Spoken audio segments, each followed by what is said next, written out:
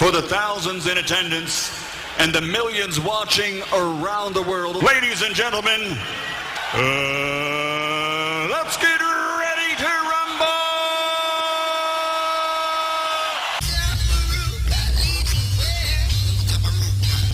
If I'm a felon, just coming home from a 20-year sentence because of Joe Biden and that bullshit bill that him and Hillary put forth. Another thing about how perspectives change over time. Bobby Rush, member of Congress, said the other day, "I'm ashamed that I voted for the '94 crime bill." You ashamed of that bill? Not at all. In fact, I drafted the bill, as you remember. I know that. Unless we do something about that cadre of young people, tens of thousands of them, born out of wedlock, without parents, without supervision, without any structure, without any conscience developing, because they literally, I yield myself 3 more minutes, because they literally have not been socialized. They literally have not had an opportunity. We should focus on them now, not out of a liberal instinct for love, brother, and humanity, although I think that's a good instinct, but for simple, pragmatic reasons. If we don't, they will, or a portion of them will, become the predators 15 years from now. And Madam President, we have predators on our streets that society has, in fact, in part because of its neglect, created. Again, it does not mean because we created them that we somehow forgive them or do not take them out of society to protect my family and yours from them. They are beyond the pale, many of those people. Beyond the pale.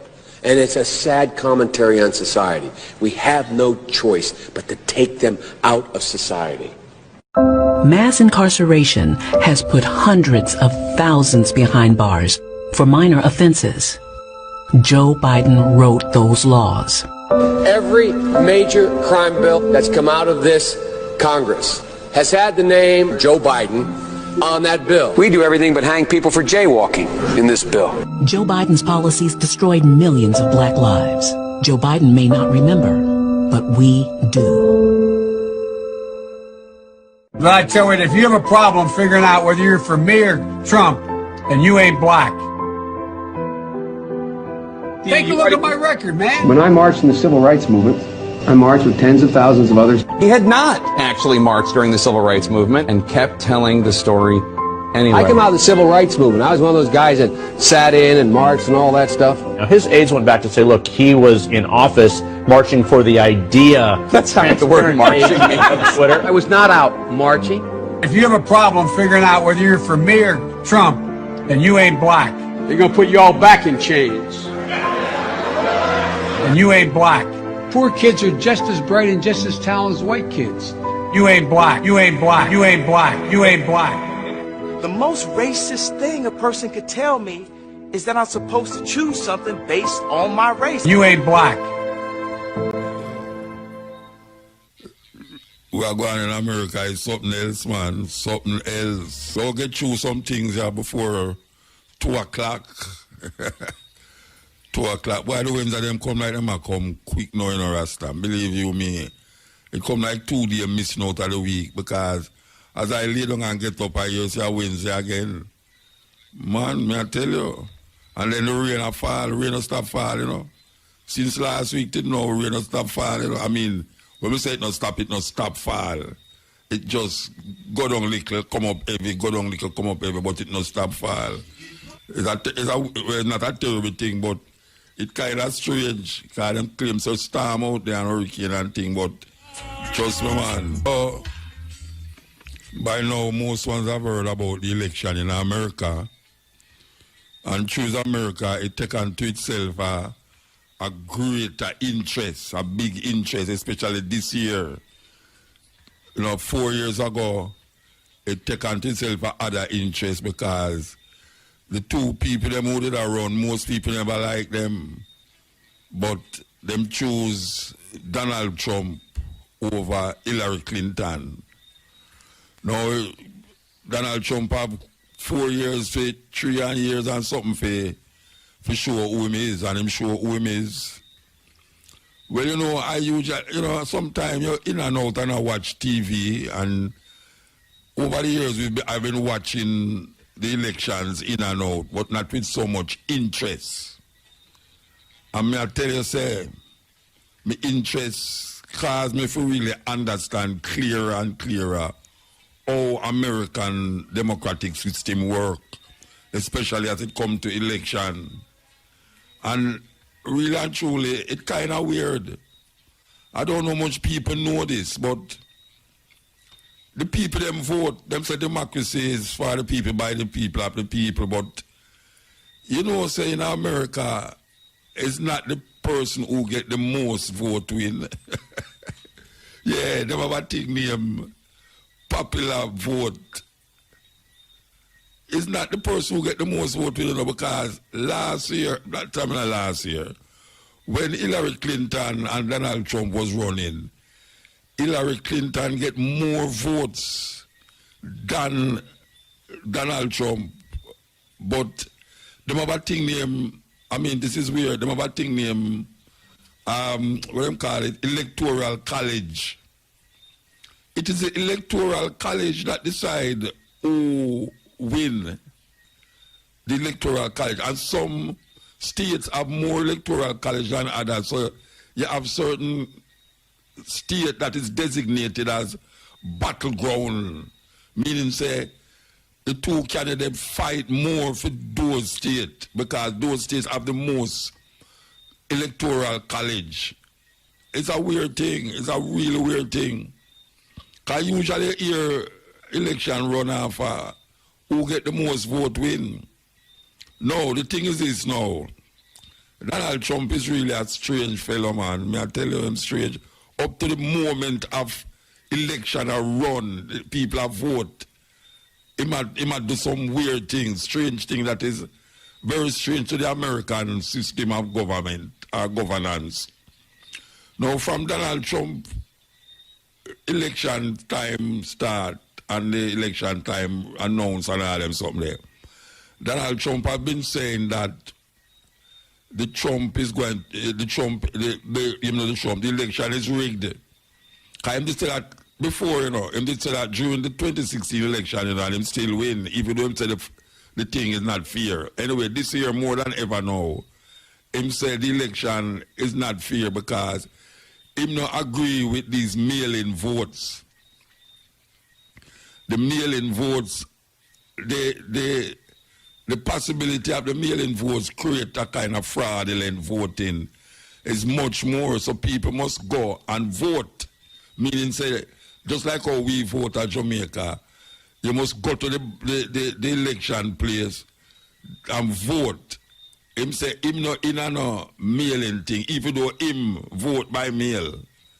Him have a thing named absentee voting, which is that him do.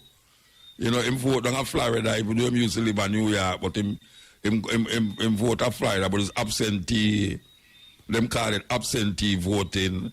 And then them have the mail-in voting now, where people now put them vote in a mail and put it in a mailbox, and the mail people them supposed to come and pick it up.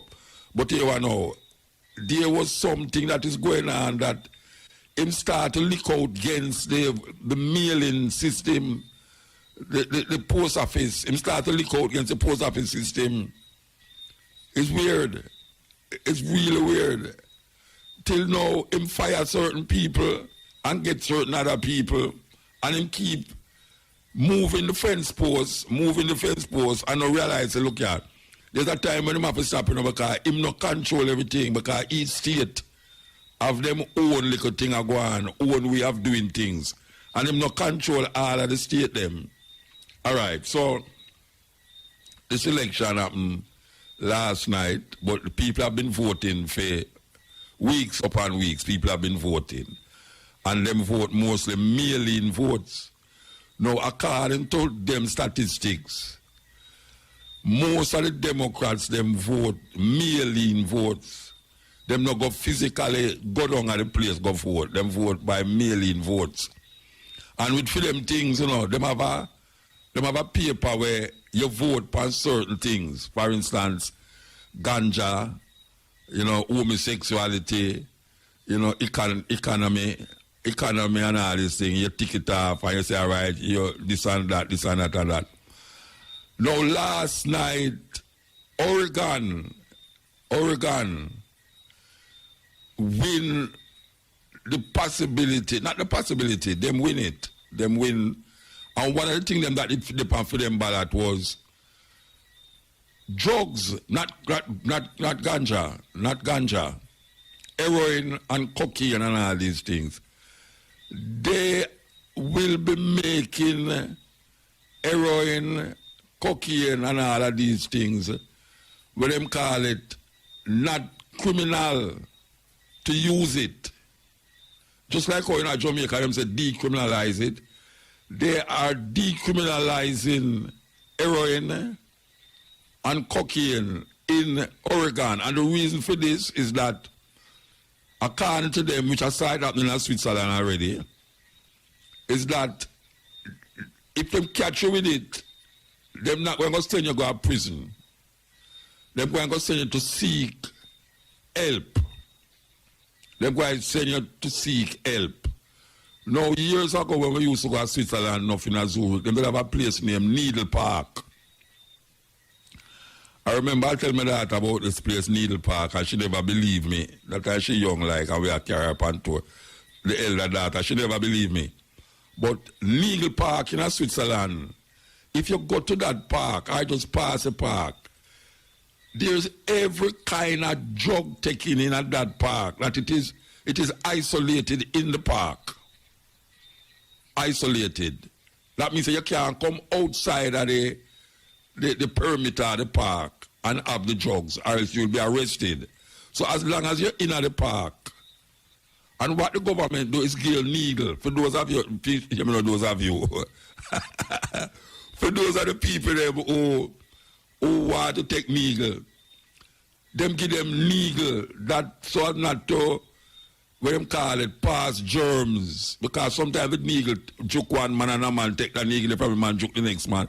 Just like come see some rasta man that take spliff out a man mouth and I smoke it and I pass the spliff to the next man. The same spliff. Even cigarette, I see man pass away there. Him take a drop of the cigarette and pass it to the next man. Anyway, Needle Park was a place where it was amazing to see this because, you know, coming from Jamaica, Caribbean, you never see them something there yet. As a matter of fact, only in New York, I go see man tie them, top of them and take needle on the street. But in a Needle Park, I mean, hundreds of people in there are take drugs. So we're talking about Needle Park and we are connected with what going on in America, Oregon, where now they're going to decriminalize a certain amount of cocaine and heroin. And them now going to criminalize you, them fine you with it. Them going to say if you need medical help or charge you. Yeah, but them now going to put it by your thing as a criminal offense. Just like Jamaica now, you have 2 ounces of ganja upon you. If them find it upon you, them now going to criminalize you. You understand? This is how it go. Anyway, we'll talk about the election where me learn about this election and me learn that American governance and American way of dealing with them presidential election is not democratic as how we know democracy to go.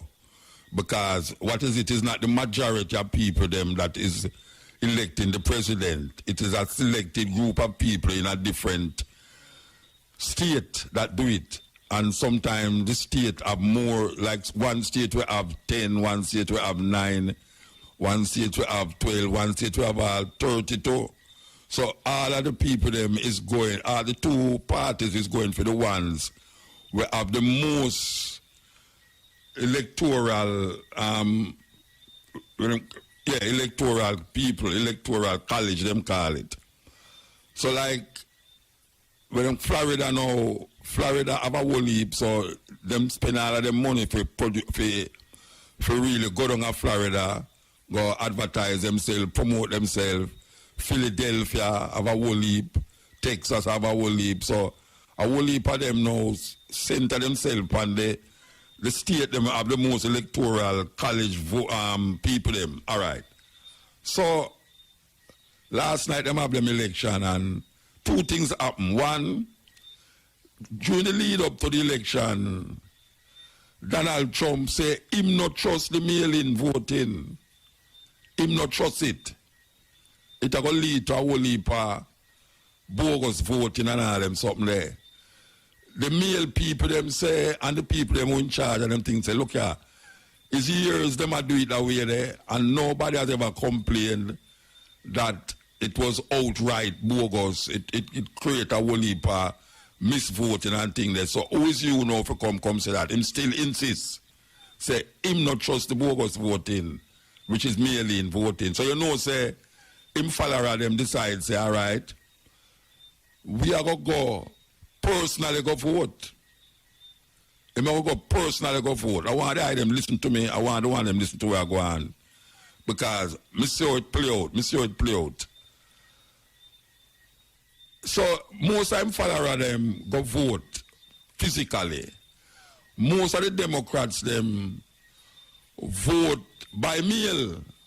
Most of the follower them vote by mail. So him know why him say that him not trust the mail, you know, because him don't set it up already. Say watch out. Anyway him lose a thief in election. That's the first thing him set up. Weeks and weeks him has said. If him lose, it's robbery, right? So him set that in the psyche of the people them, say if him lose a robbery, and him also set in the psyche of the people them say, because him know say most of the Democrats them traditionally vote by mail, he must set it up say it's a scam thing or go on. All right, no. It's weird. Thousands of people turn out, not thousands, millions of people turn out for vote by walk up, by going to the election place and vote. Millions of people vote over. I mean, like, them say the biggest election ever happened in America. The most people ever vote in American history. A whole heap of them walk up and vote. But yet still millions of people also sending them ballot by mail. So last night was a night now where the mailing thing and the voting, the election will go on by people who actually go physically go vote. Because the mailing them done collect already, you know. Yes, and certain states will count, certain states not ready for count, and all them places. Last night, I watched this thing because I try to analyze and I try to figure out. I want to understand the whole thing. I want to understand it. Literally want to understand. It no matter to me who win, but I didn't really want Trump to lose, not because of what most people say, just like what I did want Trump to win in 2016, not because of what people want to say. My thing for make want Trump to lose, curiosity. What is going to happen if Trump lose? I find out what will happen if Trump lose. All right. Last night elections go on and the people them have voted, and no people have voted. And the biggest turnout of voting ever in the history of America. So the polling station them close and them start count the vote. 9 o'clock, some of the thing that might our time count the thing are locked, the thing them lock. 8, some of them lock, some of them 7 lock. And them start to count the vote them. Now must remember now say the mail-in voters them don't reach there yet, you know. Because them have to go post the post office now, the postman have to go bring the mail them to the place where the place account them, forget them. But the one them who walk up, we have a quicker, what you call it, check-in for check. At 9 o'clock, 10 o'clock, why it look like Joe Biden saw now. Because we have a lady there, we still there to watch it attentively. And when we are look at the thing, we are saying, no, this serious. You mean say America really are going to make Trump win again? And when we look, you know, the man are lead by, especially when we go here say him win Florida, Dade County especially, because we realize say Biden go down there, go do whole heap of work. But we know say Florida traditionally is not really a democratic area still. By the way, we are watching 10-11, I say, I not left this thing, you know. I have to see where I go on, I have to go take the masochistic and sadistic feeling when I have. I was both a masochist and a sadist. My feeling was both masochist and sadistic, you know. Me I watch it 12 o'clock. I miss it Trump go on like a wild ass and that girl up and go, you know. That we get up now. My lady get up and go to bed now. Every minute me have to get a little blow to blow reason where I go on. So I say, why it look like Trump, let me say the people them really vote for Trump again. Anyway, about 1 o'clock, me say, boy, I go to my bed, you know. Because them say, all right, you know where I'm now.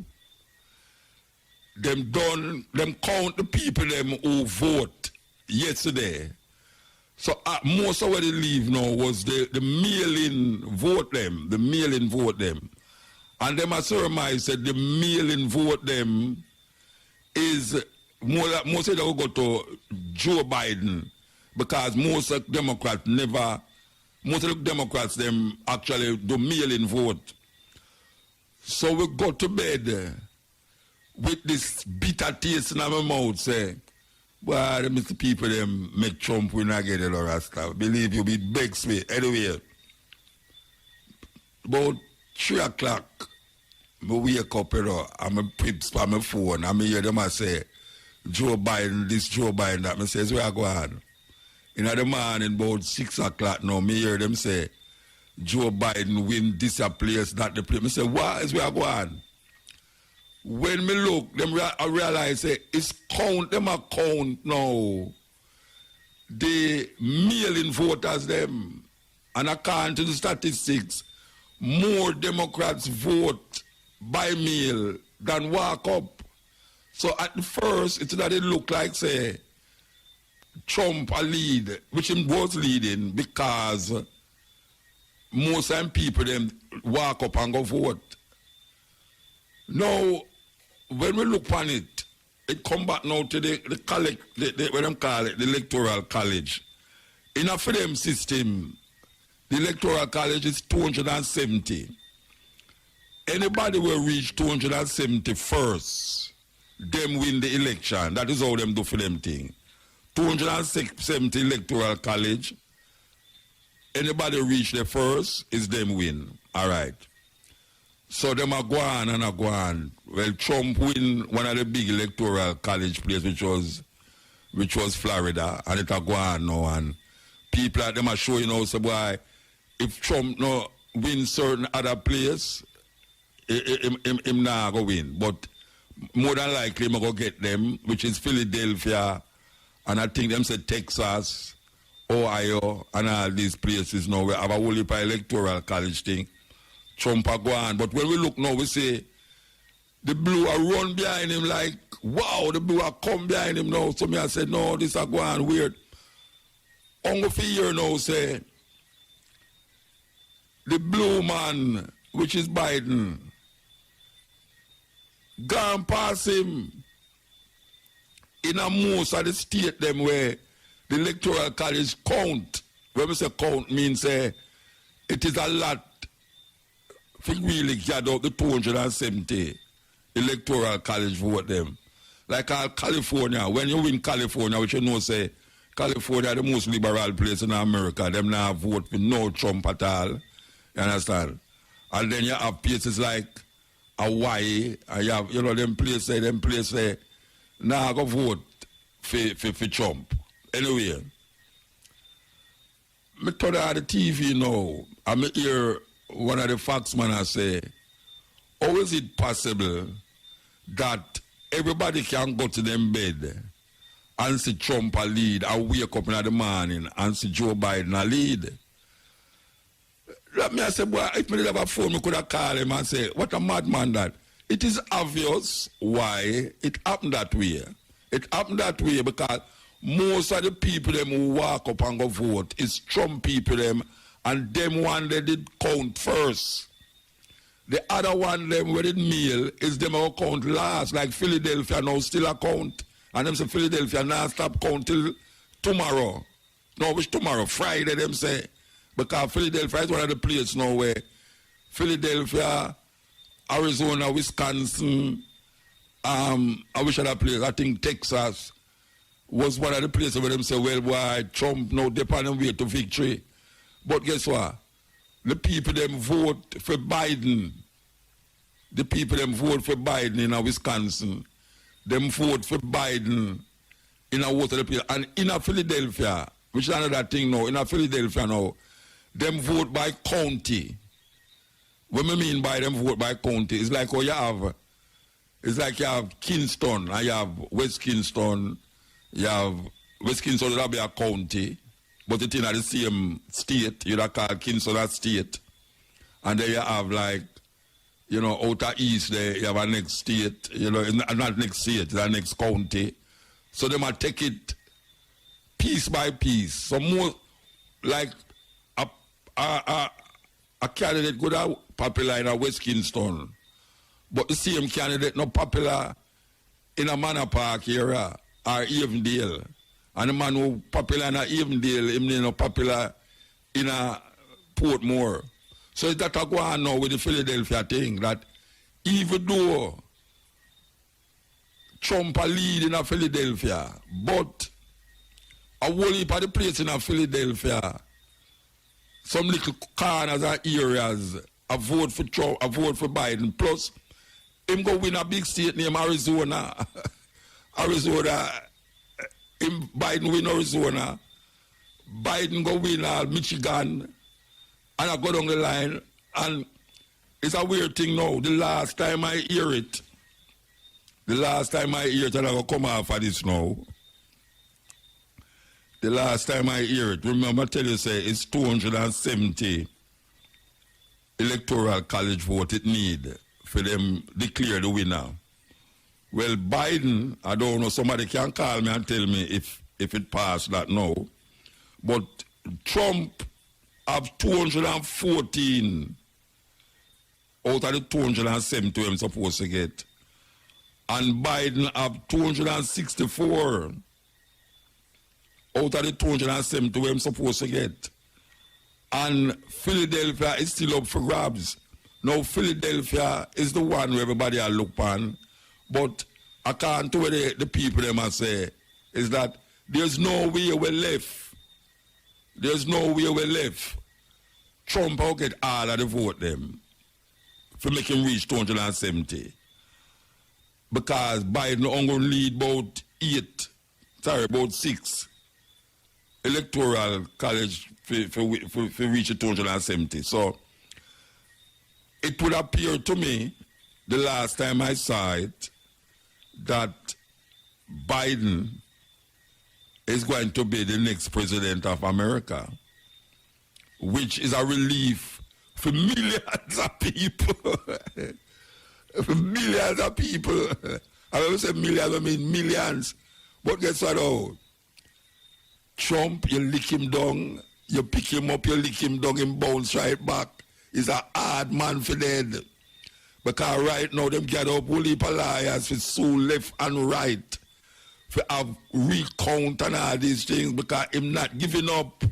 You remember what I'm saying? No? You remember what I'm saying? Him say, if him lose, it's rig the election. And him tell him boys them for stand by, the proud boys them for stand by. And the militia them down in Georgia, they and all them places, the Ku Klux Klan and all them people there. Some of them are interview some people and them say, watch a man, we're ready, you know. We're ready because them now got thief it from Trump, you know, we're ready. Them a crank up them gun. Them ready. Because them a say, any old Trump lose, it now go nice. You hear me say? It now go nice. And last time you look at some people are batting up them place with plywood like Starmer come. Now, America is the biggest third world country. That's what I have to say. America is now designated an official third world country because the president of America is an autocrat. And trust me, if him was to win this election here, him now come out for the next 12 years. Him going to tell you, say, boy, him going to sign a thing with say, boy, right now, him have to go on for the next 4 years again. And him have a whole heap of people, millions, because him do better than what them did think him not go do. All the polls them did wrong. All of the polls them wrong. But him do quite well. And him have a base there. Him is like a cult following. Cult following. Donald Trump is no longer a political leader. Donald Trump is not just an ordinary leader. Donald Trump is a cult leader. You know, like how them have like Charles Manson. You know, Charles Manson. And I want to tell you, we must remember this, We must remember, and this is a serious thing, I mean, I make no comparison to the living, But Hitler was elected democratically in Germany. When they want to make Germany great again, Hitler was nominated, elected, and become ruler of Germany by a legitimate means of democratic process. You understand? So just keep that in mind, America is in a situation where, trust me, when you see we are going on the streets over there, since where the brother named George Floyd dead, you know how much black people get shot by police since that? You think that George Floyd death was really the beginning of the end of this? You know how much black people get shot since George Floyd neck was creased upon the sidewalk. America is a racist country. Racist. When I say racist, I mean racist to the level. And whether Biden go there now or not, it's not going to stop because it is built on racism. Even in a them anthem, the national anthem of America. If you read just read the anthem of America. Google the national anthem and read the whole line. Don't stop. Don't stop. Just read it to the end, and you'll realize how embedded the idea of racism against black people, against the Spanish brown people, I can't tell them called, and the Native Americans is.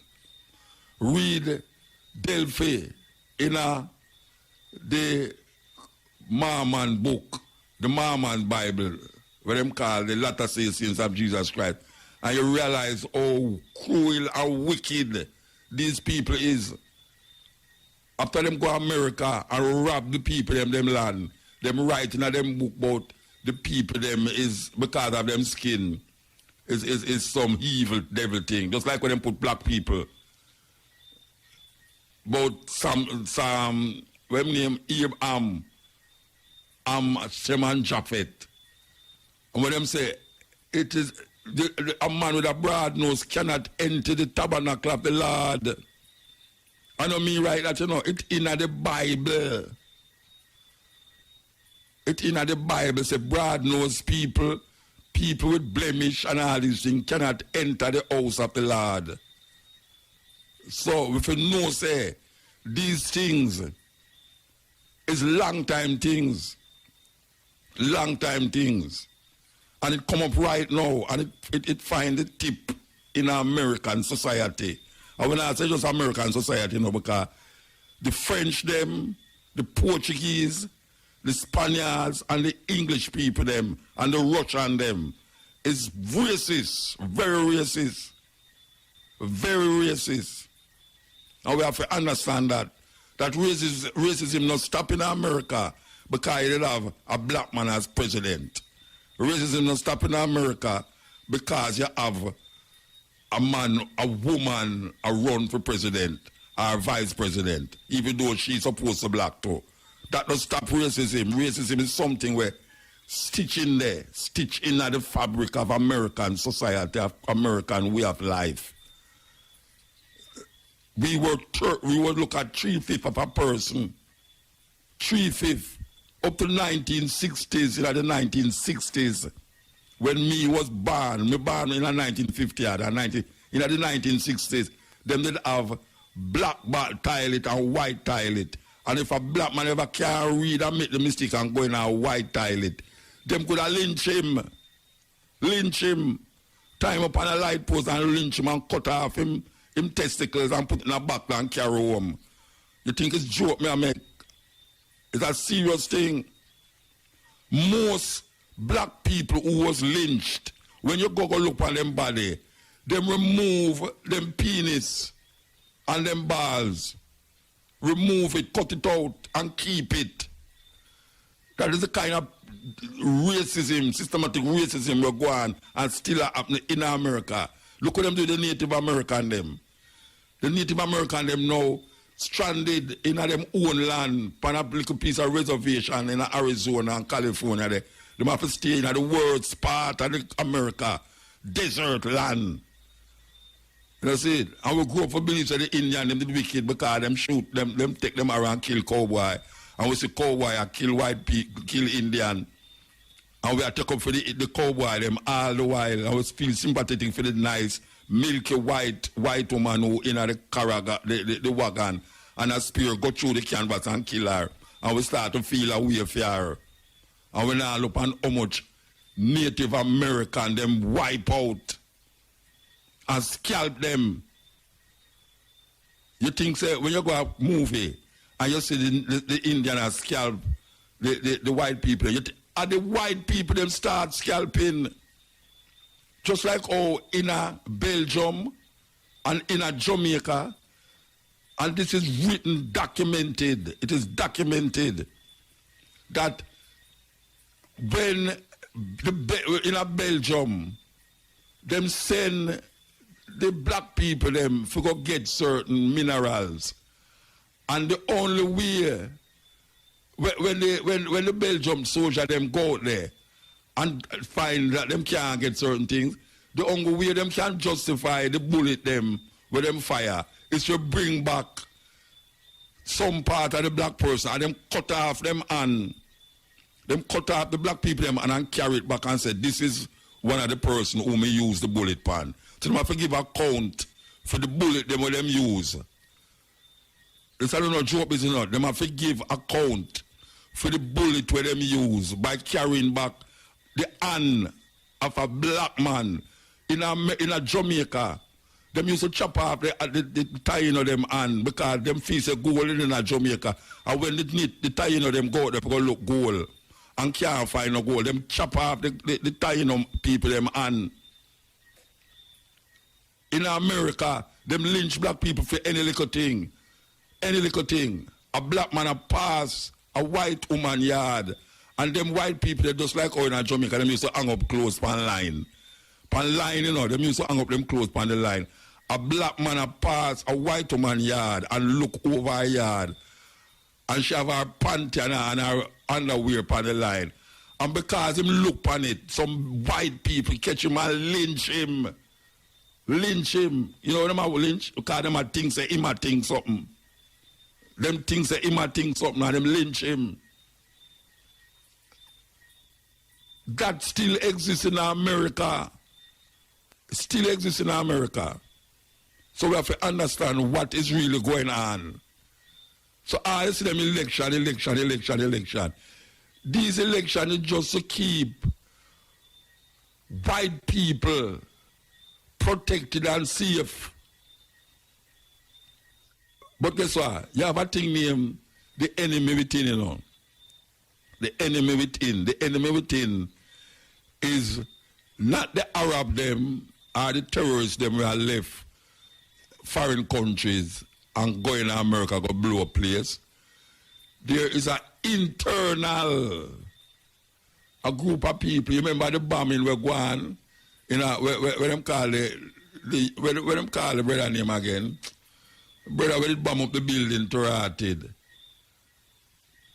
The Ku Klux Klan, a terrorist organization, did it for centuries. The Ku Klux Klan in America for years and years.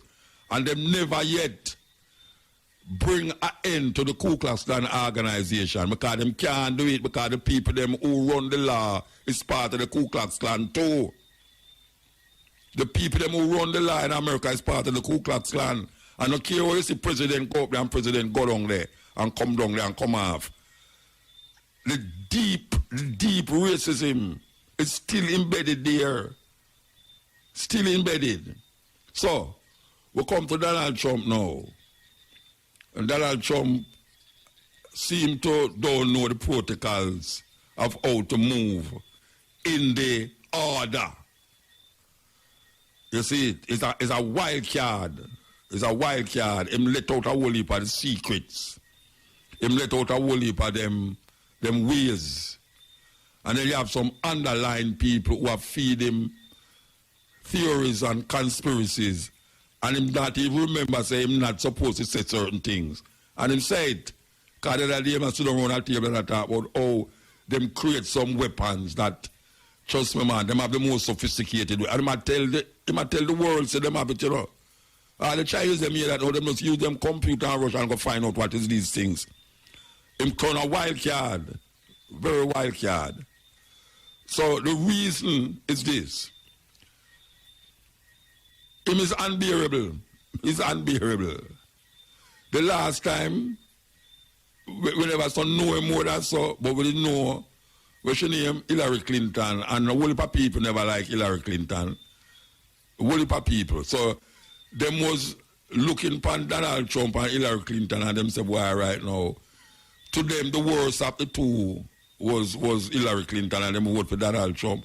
Now them have Donald Trump, and them have this Joe Biden here. Joe Biden was around 40 odd years. So him know the inside and the outside of American elections and American governance. So it would appear that this man, I don't know if by the time I knock off the phone I go hear say, boy, you want to think switch again. You want to think switch again, you know. Because when you say Donald Trump in the lead, hey, anything look like it possible, you know. Anything possible right now, the only thing around, you know. But we are saying within the levels, you know, we are saying that Jamaican people, because it reach down to Jamaica now, you know, I know that I don't know if Baby Trump feel more comfortable down here, so. Because him here like say Biden not go win. I don't know how the man they think. But I'm not gonna try to get in the head for feel. I know how them think. All I know say they are puppets to the American system. Puppet. They are puppets to the British system. The British system and the American system is what these people use to measure them progress or regress. And most of the Jamaican people are Africans. African people, most of us are Africans. And we have not yet studied what were the Africans doing in Africa before white people and the Arabs got here. We have thousands of years of history before the coming of the Arabs and before the coming of the Europeans in Africa. What were we doing there? We were surviving. We were surviving. But these so-called leaders, they have not yet studied those institutions that govern Africa for thousands of years in order to come to a formula, to get a formula of how to really govern the people them who's of African stock in Jamaica. And that is what we really need. We need a system of governance that the leaders understand African history and Africans' way of life. And how Africans used to govern themselves in all different parts of Africa. Because the different parts of Africa is different countries and different languages and different and that. We should be studying all of it. And it's not that we're going to go through with certain European things. Because there is things in the European way that we can use for ourselves. But how can you be using your oppressors' way of thinking, we have life, we have religion, we have cultural expression to govern yourself as African people and really eliminate all the things that is Africa? When Africa is your root, Africa is your DNA. And you teach your people them to be very Europeanized and don't understand that being Europeanized in an African body going to lead to schizophrenia. That is what it's going to lead to, schizophrenia. And that is really what is happening. We are traumatized. African people is traumatized in these former slave plantation islands known as Jamaica and the Caribbean. The Portuguese, the French, the English, the Spaniards, all of them come to Africa to control and kill and manipulate and steal. They go to America to manipulate and steal. And they know them a bill war and that about them getting out the criminals and all them something there from coming to them country. Not for them own. It's thief it. Capture it from the Native American. Just like them go to Australia. Them go to Australia and thief the land. And put the people them on the worst part of the land. And then now come tell you, say, well, right now you is alien. Alien. Who is more alien than them?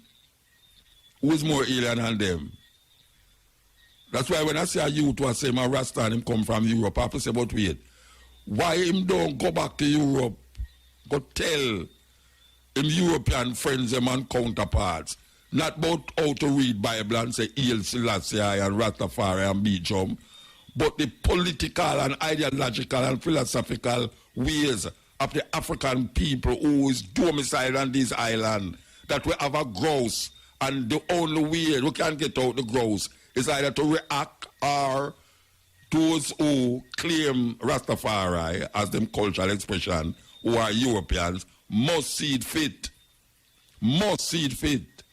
Atrocities and wickedness and cruelty that them do to a set of people who never troubled them in the first place. Yeah, we have to step out. This is the cutting edge on IRFM. I'm going to get right down to it. Life is everything. But you have some people that talk like him don't want to live life in abundance. Because your man tell you, say, well, all I want when I have life. Me know what you talk about. What you talk about? You know, say the fear of death worse than death. The fear of death worse than death, you know. So me don't really want to just have life, you know, like how the dog just have life and the cow have just have life. Me want to have life and live in it abundantly. Me don't have life and if you lay down on the street or if you beg on the street and all them something and can't afford for clothes and clothes, can't afford to give a man $1 and all them. No, sir. We have to have life abundantly. And when we want it abundant, we have to go hurt someone to have it. Because that's not abundant living when you live at the expense of another. And I said, you have to come out of yourself, out of your brains, out of your soul, out of everything we have, and make it pan how you use yourself to make it. So we don't want to hurt somebody and then say, well, the things that we hurt the person get, he might live abundant living. That's not abundant living. That's not abundant living. So here we are saying now, because we realize that this thing I kind of get away, you know, given that Rastafari is in the process. As we speak, you know, we have a bingia going down a Montego Bay there, yes, the 90th anniversary of Haile Selassie's coronation. You know, it was the 2nd of November. Today was the 4th. So it was Monday. It was Monday. Monday was the 2nd. Today, yes, Tuesday was the 3rd. Today, the 4th. The 2nd of November is the coronation of Emperor Haile Selassie I and his Empress Menin. And Rastafari all over the place celebrate this. But if we reach 90 years, we have to sometimes sit down and evaluate which part we reach as a movement, a movement, not a religion. It's a movement, even though we say, Wolipa once turned it in a religion. That was not the intention of the founding fathers of Rastafari to turn it into a religion where every day you get up here and pray and you go on and, go on like you're a Christian.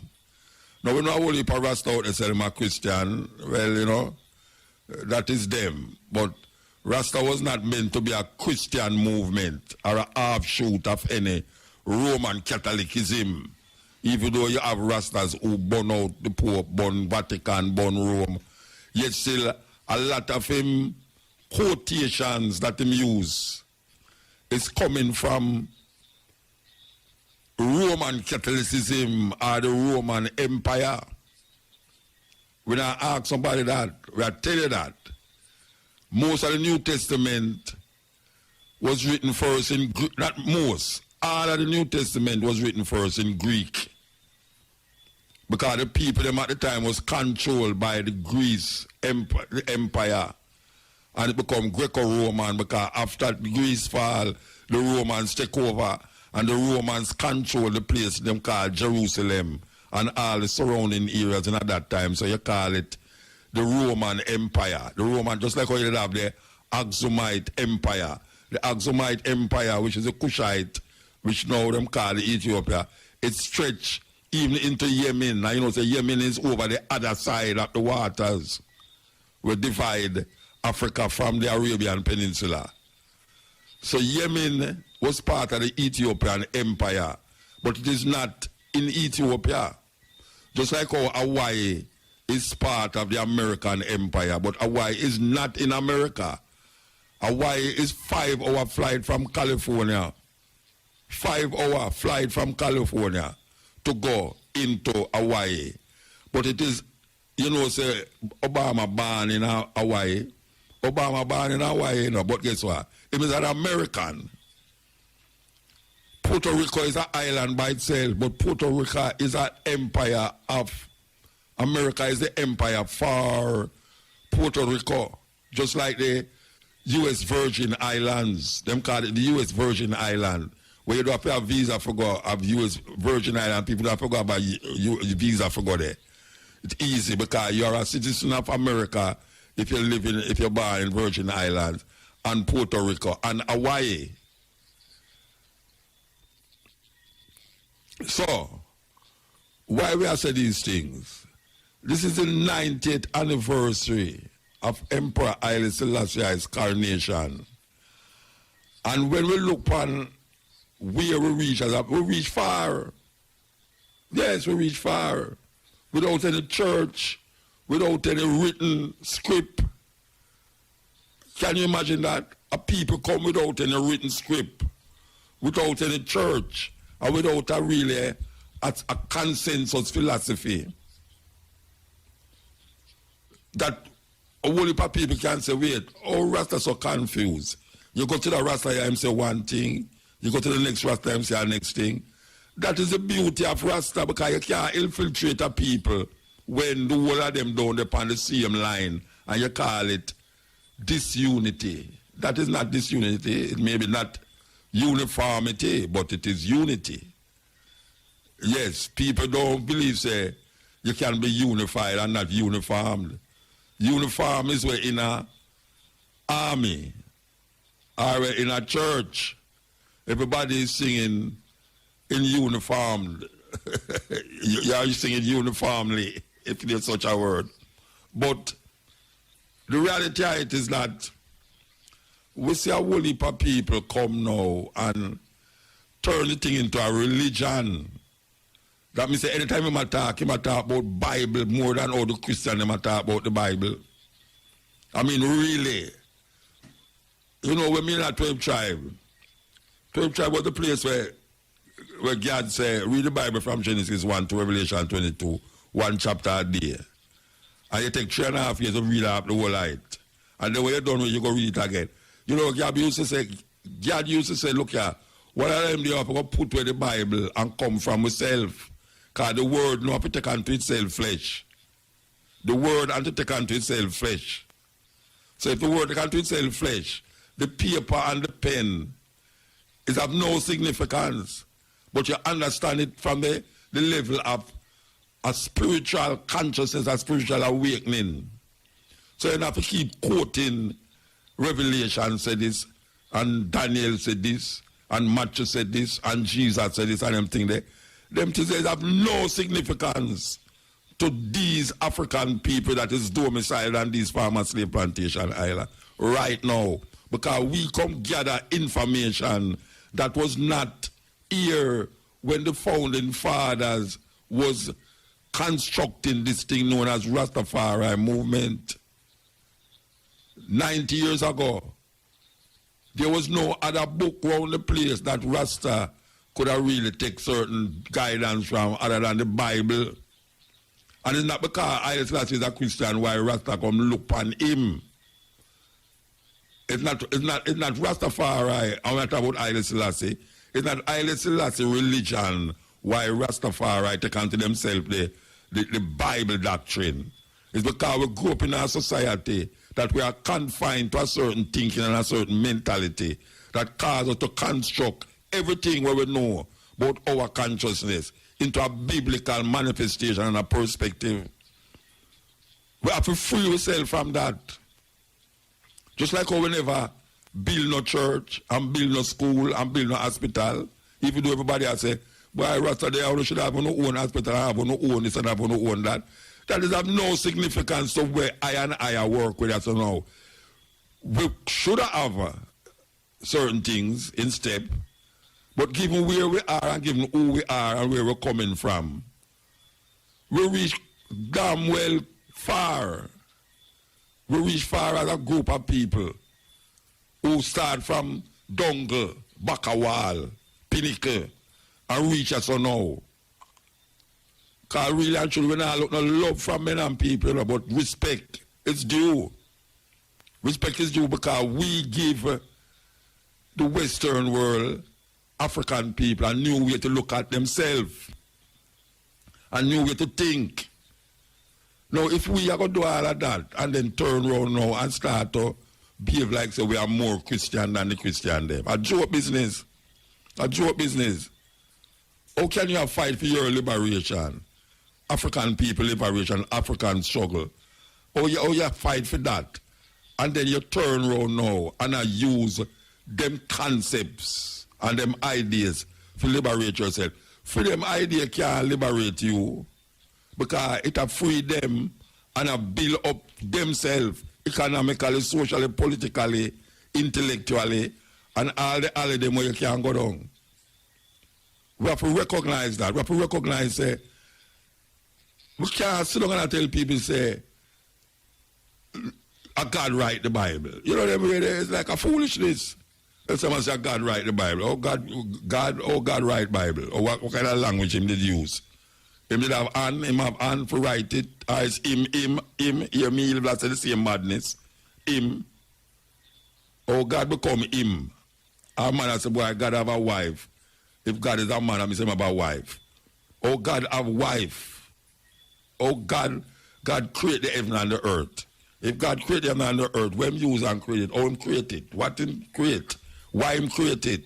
You must ask those questions, because it's blasphemy. It's madness. Who you blaspheming against? That's why I say the one who create all of this business. If you just say, boy, right now, the Bible, a man write the Bible. You remember though, light strike you with a lightning because you say that. Which is really true because man write the Bible. It have nothing to do with no God out there. Just like how Bob Marley write a song. It have nothing to do with no outside force, but Bob Marley will say a Jah inspire him. So he might give himself the power over. Everybody people do it. Most Rasta will do it too. But a Jah inspire me for write this, and a Jah, you say, Muta, I give a tune, and I tell you, say, it's going to free the world, because a Jah give me the inspiration to write it for free the world, It's not free nobody. It's going to give you a certain kind of ego. For believe, say, boy, your tune now, I'm going to be the tune of all tunes. It's just like what them say, Jesus Christ dead for his sins. That true fame death, we all will live. It's joke business. Because since him dead until now, more sin upon the earth than anything else. And we have said that non-apologetically. Since Jesus dead, more sin upon the earth right now. More catastrophe are going on. So when dead for? When dead for? A Rome give with them talk then, or Rome is giving with these arguments, and we suck up the argument them. Even though we are fight against Rome, you know. You have a whole heap of Rasta fight against Rome, you know. But it's when you listen to him attack, him going back to Rome for him salvation. Him going back to Rome for him salvation. Just like when I talk about Jesus. Him say Jesus, I let's say Jesus. I say let's say with Jesus. Or him get I let's be Jesus. Him gone at the mythology. Him gone at, it was meant to be a Jesus thing. His man turned it into that. And move the militancy. We're supposed to drive the militancy against white supremacy, against colonialism, against the philosophy that all one race superior and the other inferior. That is where Rastafari come for do. We liberate black people from all of these mental slavery. So even though we read it and we understand it, but we have to move on now and realize, you know, you have a Buddhist saying, and what's one of my greatest Buddhist saying. The Buddhist saying, if you meet the Buddha on the way, kill him.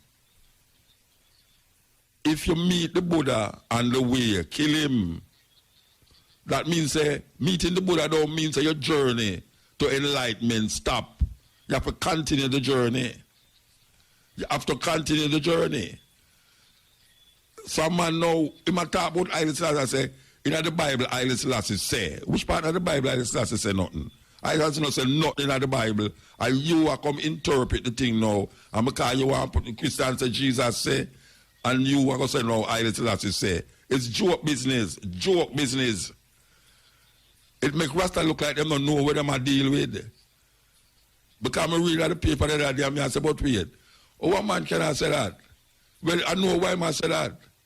Him say, Rasta reach a stage now where people don't take Rasta too serious again.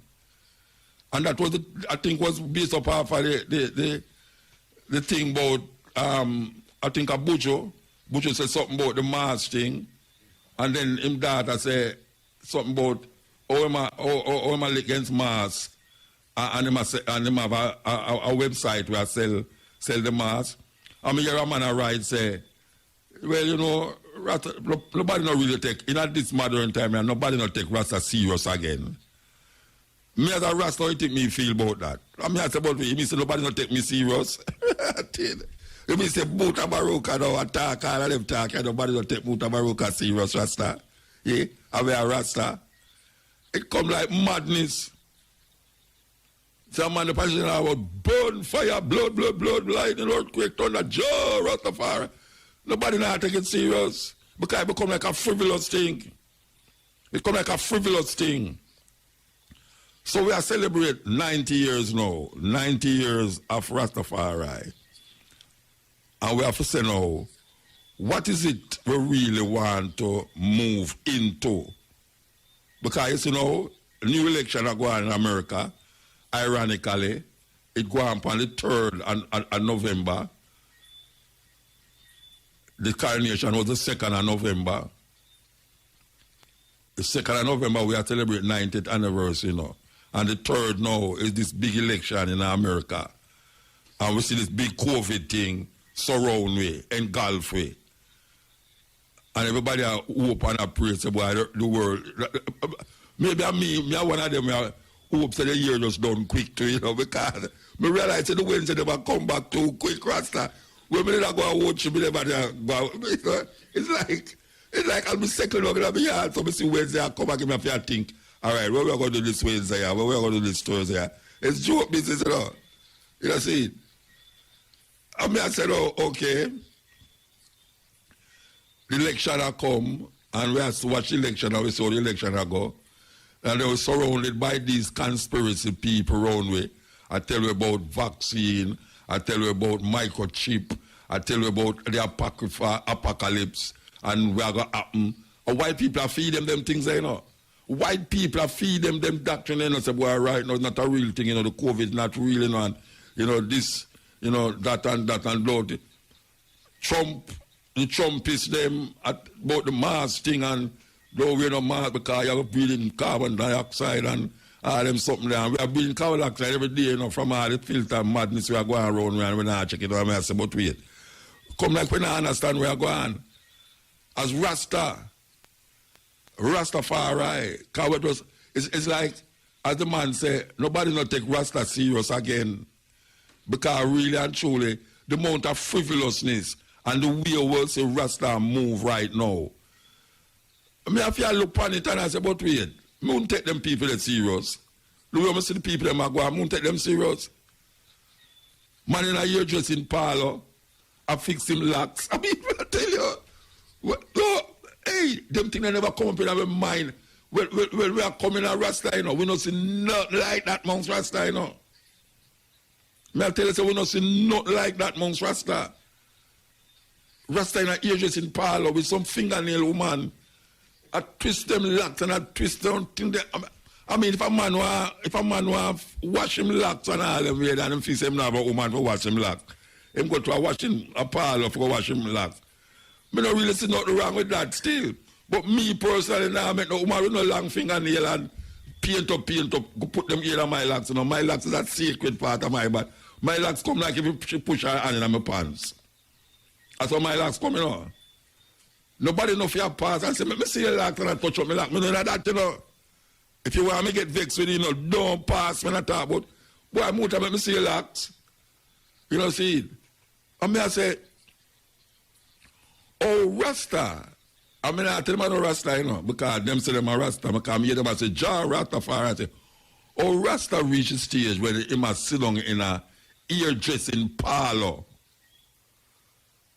Nothing in no look like Rasta business, you know. Because you done in some place where no Rasta already, you know, Rasta. Most people put yourself in the place. And the man, them locks a twist up them locks, and the woman a rub oil. People feel music every calm. And that's how 12 o'clock. No Rasta pan seriously. Them interested in all the music. You know, them really want to get into the music business. And them just want to, you know, chuck it out. You know, go on like it's a style thing, style and fashion vibes. And we are talking about liberation. Liberation we are talking about. We are talking about gangster business, you know. We are talking about liberation, African people liberation. We are talking about Jesus. You know, see it? Because that's one of the things that I couldn't comprehend in a 12 tribe. When they say Jesus Christ, Jesus, in the name of Allah, oh, Jesus Christ revealed himself in Haile Selassie. I understand what they are saying about the Jesus Christ thing, how we couldn't work. And I know me one, the whole heap of one away, what them used to call Isimists. They did it. And we are saying, it's not going to work. It's not going to work. You understand? Because because Haile Selassie are Christian, we are Christian too. And that's why we become Rastafari. We become Rastafari because we recognize there's something out there. No right for we as a people who try to liberate ourselves. And I am very aware that only people who is Christian liberate themselves. But right now, Rastafari is not a Christian religion. It's not even a religion. Even though people say, well, Rasta is no religion, you know, and then them start to quote Psalms. And them start to quote Peter and Paul and, you know, come back Peter, come back Paul. And they might try to quote all these things. It don't work. It's not working. And if we keep doing it, you know, it's going to become just another Christian denomination. And people continue to say them is not a Christian denomination. Just like how you have people, Christian, that say them are not Christian. And them are not Catholic. All of them are Catholic. Catholic means universal. You can be a Catholic and not Roman Catholic. Roman Catholic just means that you're under the universal auspices of Rome. Under the Pope. The Pope is the head of the Vatican City, and he is the head of 1 billion people who call themselves Catholic, Roman Catholic. Even the Anglican Church who claims to them break away. Through Henry VIII, break away, through him did want divorce when I'm wife, the man couldn't get the divorce, and him break away because the Pope never wanted him divorce, and him break away and start Anglican Church. How much time we say that since we lived upon the program? Enough time we have talked this thing upon the program, you know. But sometimes we have to talk the thing them again and again and again and again. Really and truly, we have to recognize that it is a liberation movement we have which I don't know. How to liberate yourself, how to recognize Africa as our center, how not to fight against African cultures and traditions because we get involved in the Judeo-Christian mindset. Because a man jump in a Judeo-Christian mindset now, him start to lick against Akan, Yoruba, Obia, Voodoo, all of the things that Africa is made up of. Him start to lick against it and never realize that the same thing that we're him a deal with, like Old Testament and everything. And people used to sacrifice one another. Sacrifice was one part of them culture. That is why Abraham didn't want to sacrifice his son in the name of God. God tell him, so go kill your son because show say you love me. All them things that's craziness. We're not into sacrifice. And Jesus, God killed him only son, sacrifice him only son. Sacrifice is one of the things where is the foundation of a holy religion. Jesus sit around the table and say, this is my flesh, eat. This is my blood, drink. A blood and flesh matter about, you know. And then use the bread as a metaphor and the wine as a metaphor. And you go in a church, all right, no Roman Catholic church, man I drink wine and I say the blood of Jesus. And then people are jump up in a church and catch COVID and I talk about they are surrounded by the blood of Jesus. It's joke business. African people, we reach too far to keep involved in them foolish to say. Some man are wait upon Jesus to come for him. Some man are wait upon Haile Selassie to come for him. Why we insist on deals thinking those things and feeling those ways? Why we have to use Christianity to validate Rastafari when Rastafari is a liberty? Rastafari is not a belief system, it's a liberty. Some people believe Rastafari and say, why him know? Why him know? Him start to know and quote Bible. A whole heap of the Bible is contradictory. I can show you more than 1,000 ways that the Bible contradicts it. I can show you at least 1,000 contradictions in the Bible. Yeah. And if you look on them without being like personal by saying, well, right now, you don't want to see it, we can literally show you contradictions in the Bible. So how is the word of God that contradict itself? How is the word of God that contradict itself? You see, it's just joke business. Our man actually say God go come for him word. Which part God there? He's supposed to be omnipresent. If him omnipresent, he's not supposed to come. Where am I come from? That means if God up in the sky, him not down here so. And if him go come here so, that means say him not go up there so when him come here. Omnipresent means say he is omnipresent. Yet they're all over the place at the same time. Which is madness. No one thing can occupy more than one space at the same time. There's nothing that can occupy the same space at the same time. In other words, there's nothing that can be here and over there in at the same time. That is science, that is real. But we conceive and perceive a thing. And if you say thing, people vex with you. Because you don't know why you say God is a thing. Then why you say God is him. So it's better you to say him than a thing. It's joke because the God where you perceive to be is not a God, it's not him. It's not a him nor a she. It's a thing. And if you pray to him, that means that you are making God into what you want God to be, which is that God really is. All concepts of God come from man. If there was no concept of God, there wouldn't be any. If there was no concept in a man, there wouldn't be any God. All concepts of God come from God. It's just so it goes. So when we talk about God, we are thinking of a supernatural being that is not supernatural because we bring him into our character. We make him become a part of our being, our character. So it's either a him or a her and not a it. It's better you say God is it than to say is he. So some man say Jesus Christ is God and say God, Jah. and all these words and languages where them create. Man created. Man created. Man created. All religions was created by man. All books that is sacred was written by men. And most of it is to control other men and suppress women. That is what it do. It suppress women and control men. And if you look in the Bible, from King James Bible, from Genesis 1 to Revelation 22, you will see that what it was meant for was not for the whole world. It was for a group of people. I came not for the Gentiles, but I come for the lost sheep of Israel. That was a quote written by whosoever in the Bible, said by a man them called Jesus. The word Jesus has no historical reference point 2,000 years ago, 1,000 years ago. 1,000 years ago, there was no word named Jesus. 500 years ago, there was no word named Jesus. How much time we are going to repeat it and tell you now? The letter J is the last letter to go into the alphabet.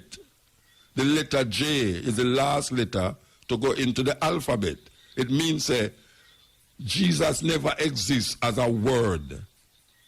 Jesus is a configuration. Configuration. Just like how the Bible was first, the language of the Bible in the New Testament was first written in Greek. We don't know how it gets translated because them never have no printing press. So every translation or every other Bible was written by a man copying from the first Bible, then the next man copy from the next Bible. And in copying, you can't just imagine, say, him not write down back the same thing because if him see something where him not like him, then cross it out and write where him want to write. And then at the last part of the Bible, him tell you, say, any man who add or subtract from this book, all the plagues, it's in a Revelation 22, you know.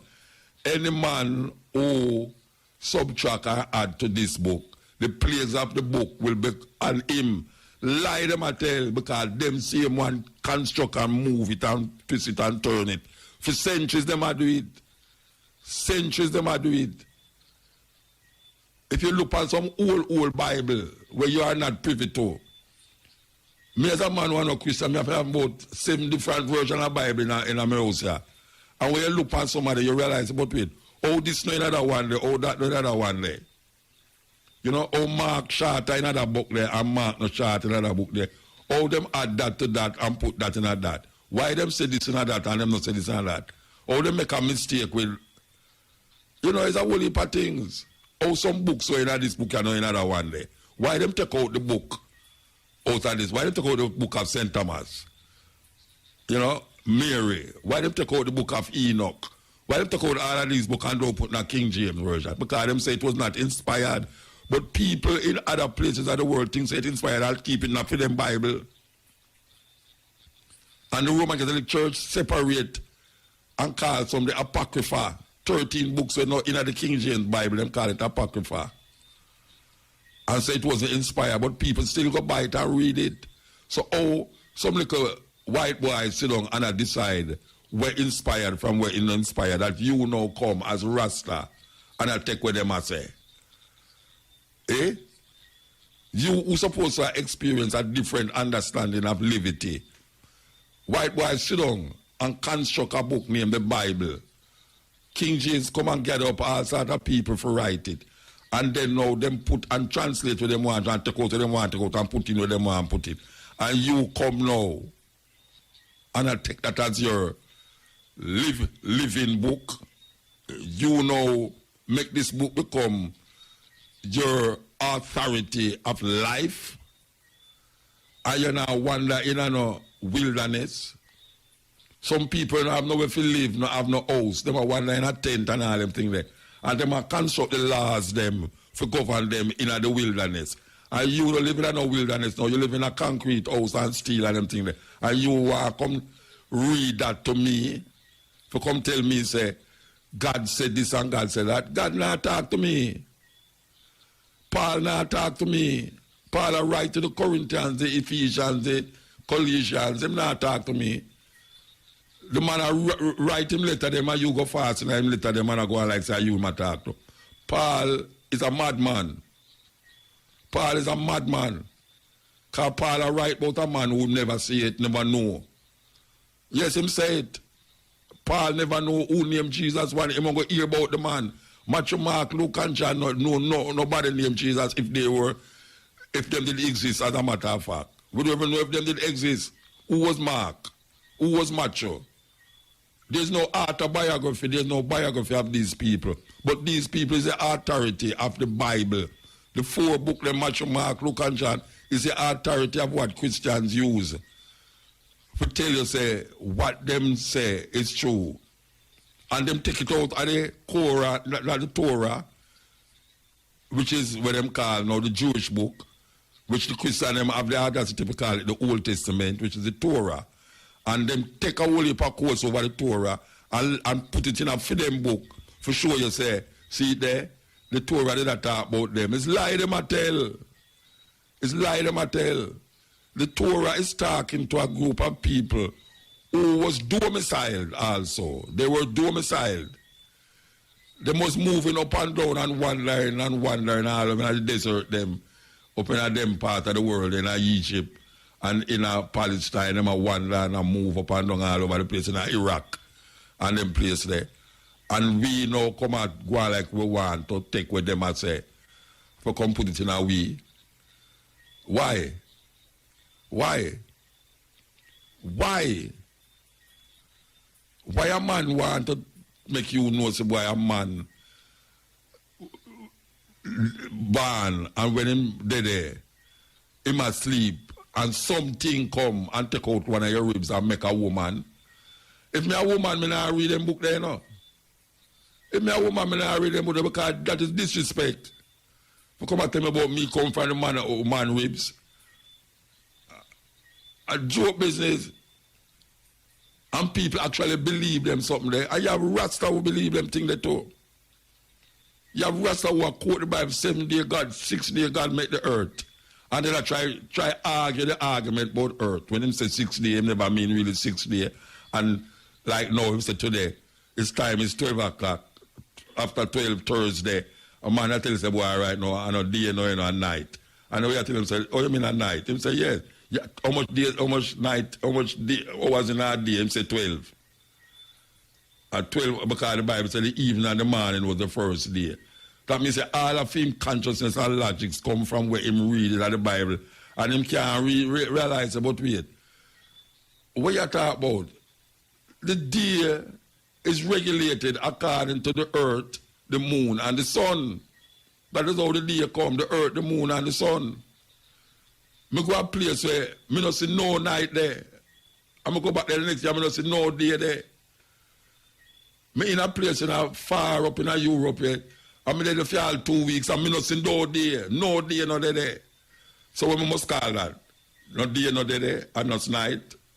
So when night there, the way you call it. Day, I mean night, day. You get confused. The whole light of day. Part of the day of night, which is darkness or the moon. And part of day, which is the sun run the thing, depending on how the earth move. Some people say the earth flat. Some people say the earth. Well, you can have some things. And you have Rasta. We're supposed to think outside of the box. You know? We're supposed to think certain way. You know? And when them say out of the box, them don't mean say, you must go lay down out of the box and make the box drop by you. It's foolishness. You can't think foolish. You come think foolish. You know, see? We come out to the boy, Muta.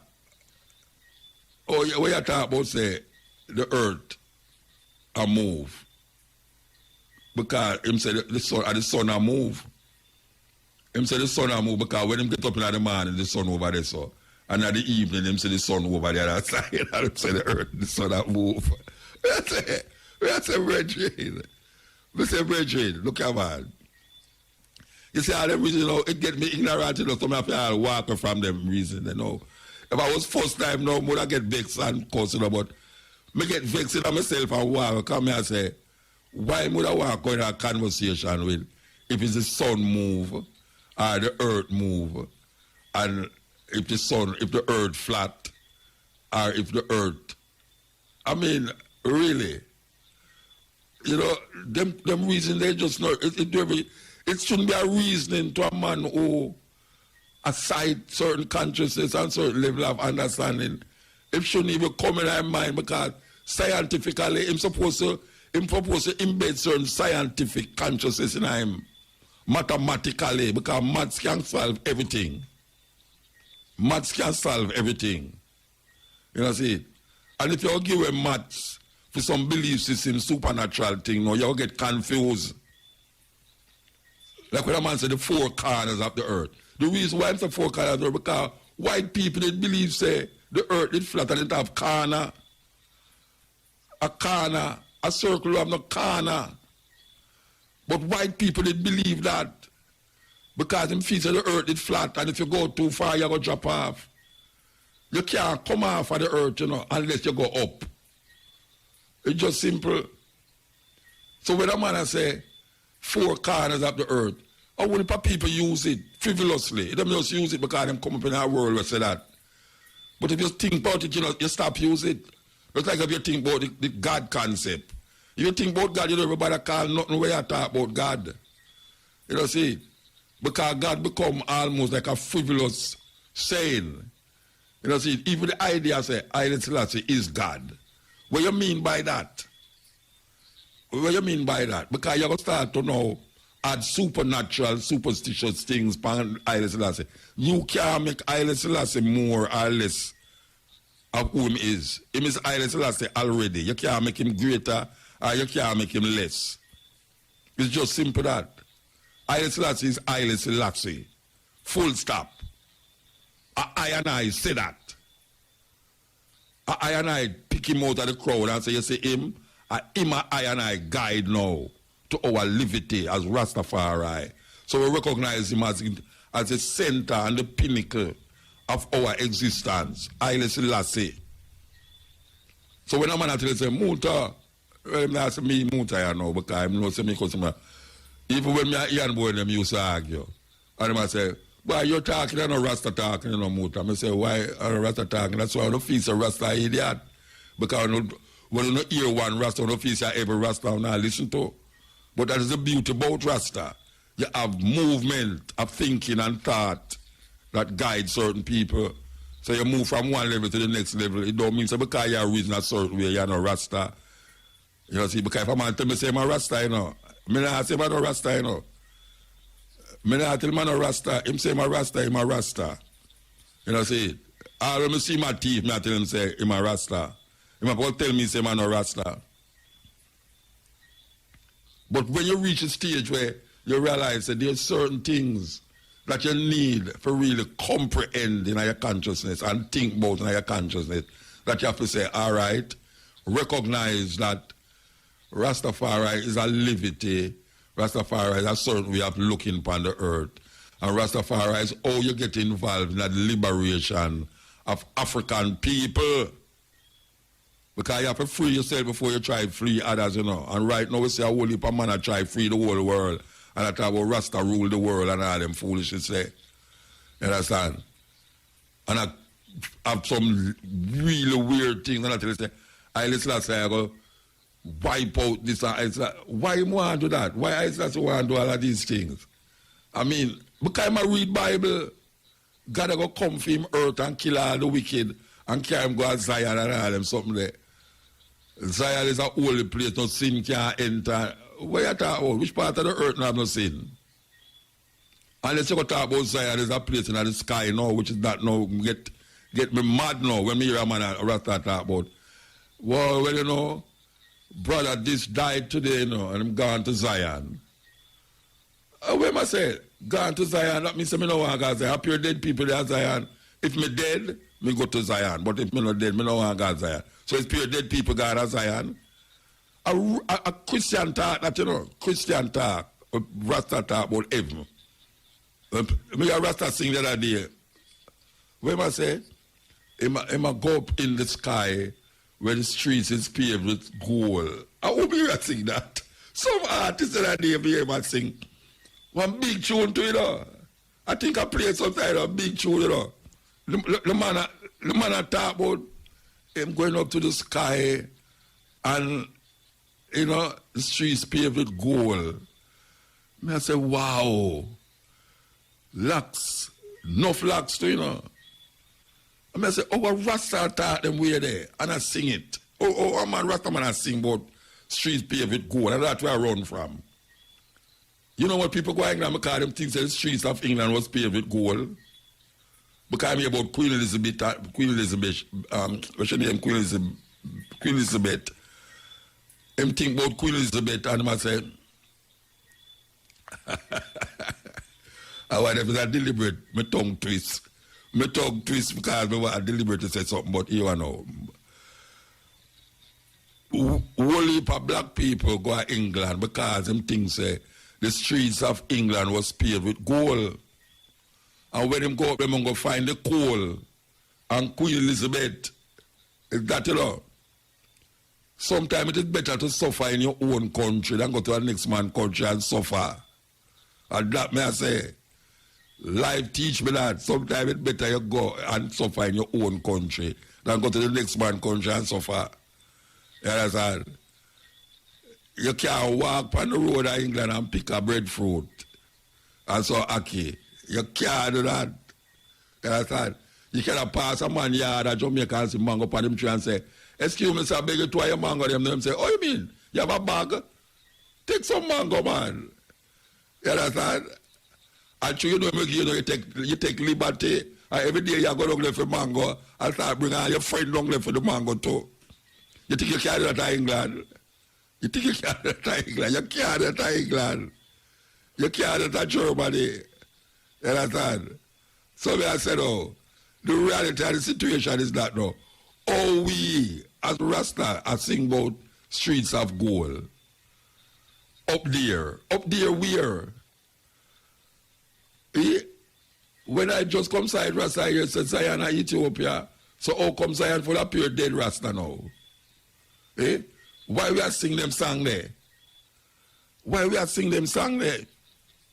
And when we hear about Obia, who we are talking about, yeah, some man in a Obia business and I sing about Obia, this and, yeah, now I'm going to hear no Obia.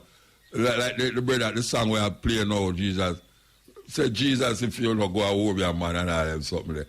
Me don't go to Obia, man, but me don't fight against Obia. Everybody in Jamaica knows that Mutabaruka no fight against Obia. You know, see it? Me not fight against it. It's part of the African way. It's not every African experience me involve in her, but me no fight against it. Me fight against things that oppress the people. That's how me fight this. Me no say Obia oppress nobody. Because they make it illegal anyway. They make it illegal. And me go to Africa, go see people that do certain rituals and them things like that. Me not involve in it. And me not do them rituals when me reach my yard. You know? Me not ritual where hundreds of people stand up and them count them with people and them get 100 chicken and cut out the neck them of the chicken. Say them as sacrifice. That is them. You understand? When you reach the stage now where you start cut off the man them neck now is the next problem. Cut off man neck and sacrifice it. Which is that them used to do in the Bible. Because that is why God gave him only begotten son, that whosoever believe shall not perish but have everlasting life. And that the Bible say. Whether that not human sacrifice. Them think they gone thousands of years ago. You understand? Whether them sacrifice there. We sacrifice with self for the liberation of African people. You know, see, if something is not worth dying for, it's not worth living for. And whether the heaven thing, when I want to go to heaven, this is the cutting edge on IRFM. We're there with you. Listen to Pablo Moses. Pablo Moses still about, you know. Yeah, man. All the time, you know, you're the man, yeah. Them still make music, man. Yes.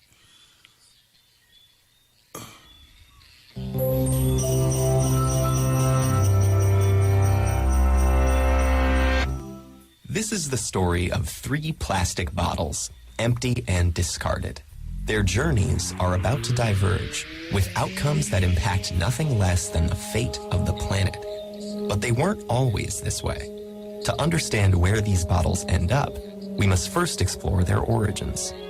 The heroes of our story were conceived in this oil refinery.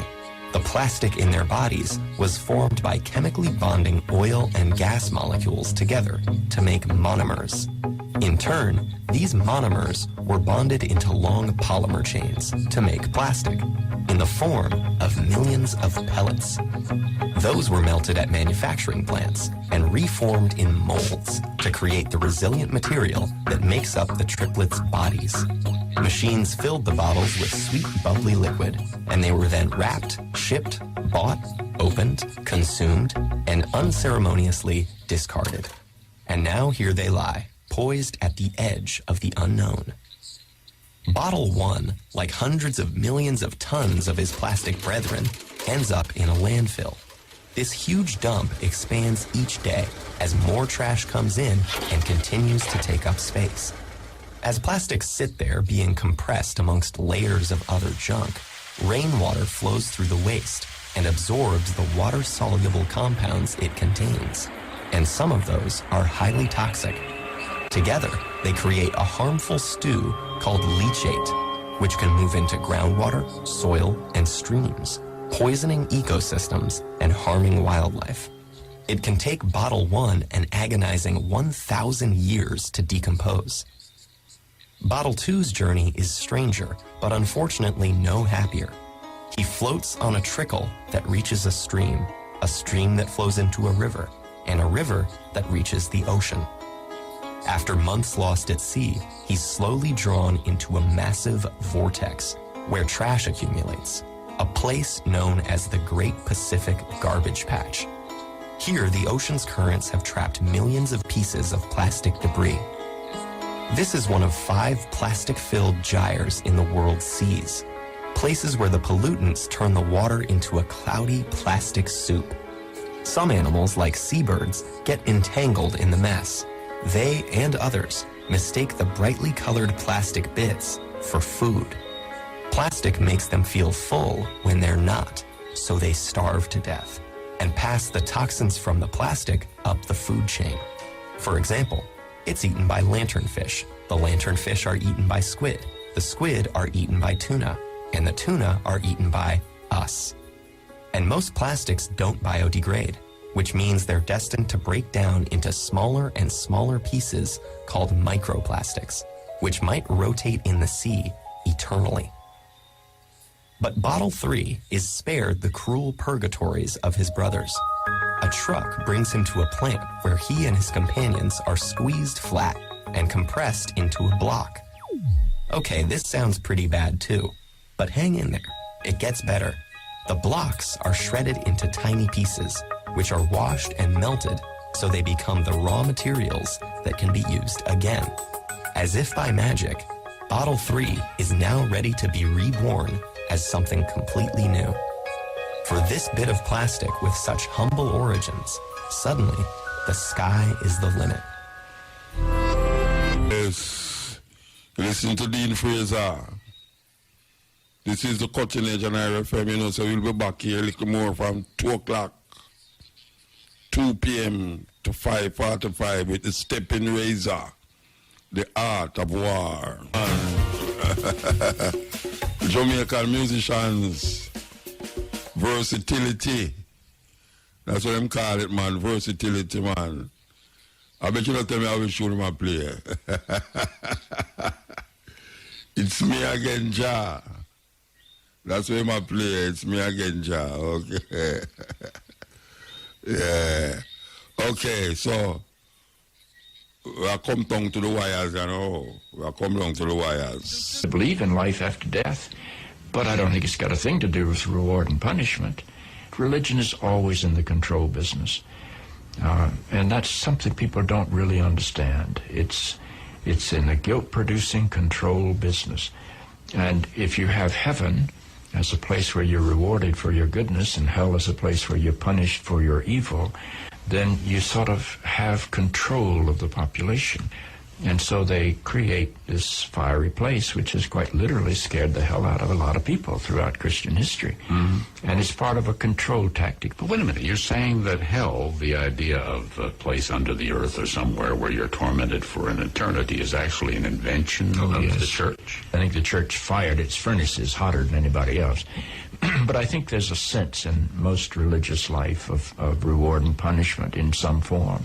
The church doesn't like for people to grow up, because you can't control grown-ups. That's why we talk about being born again.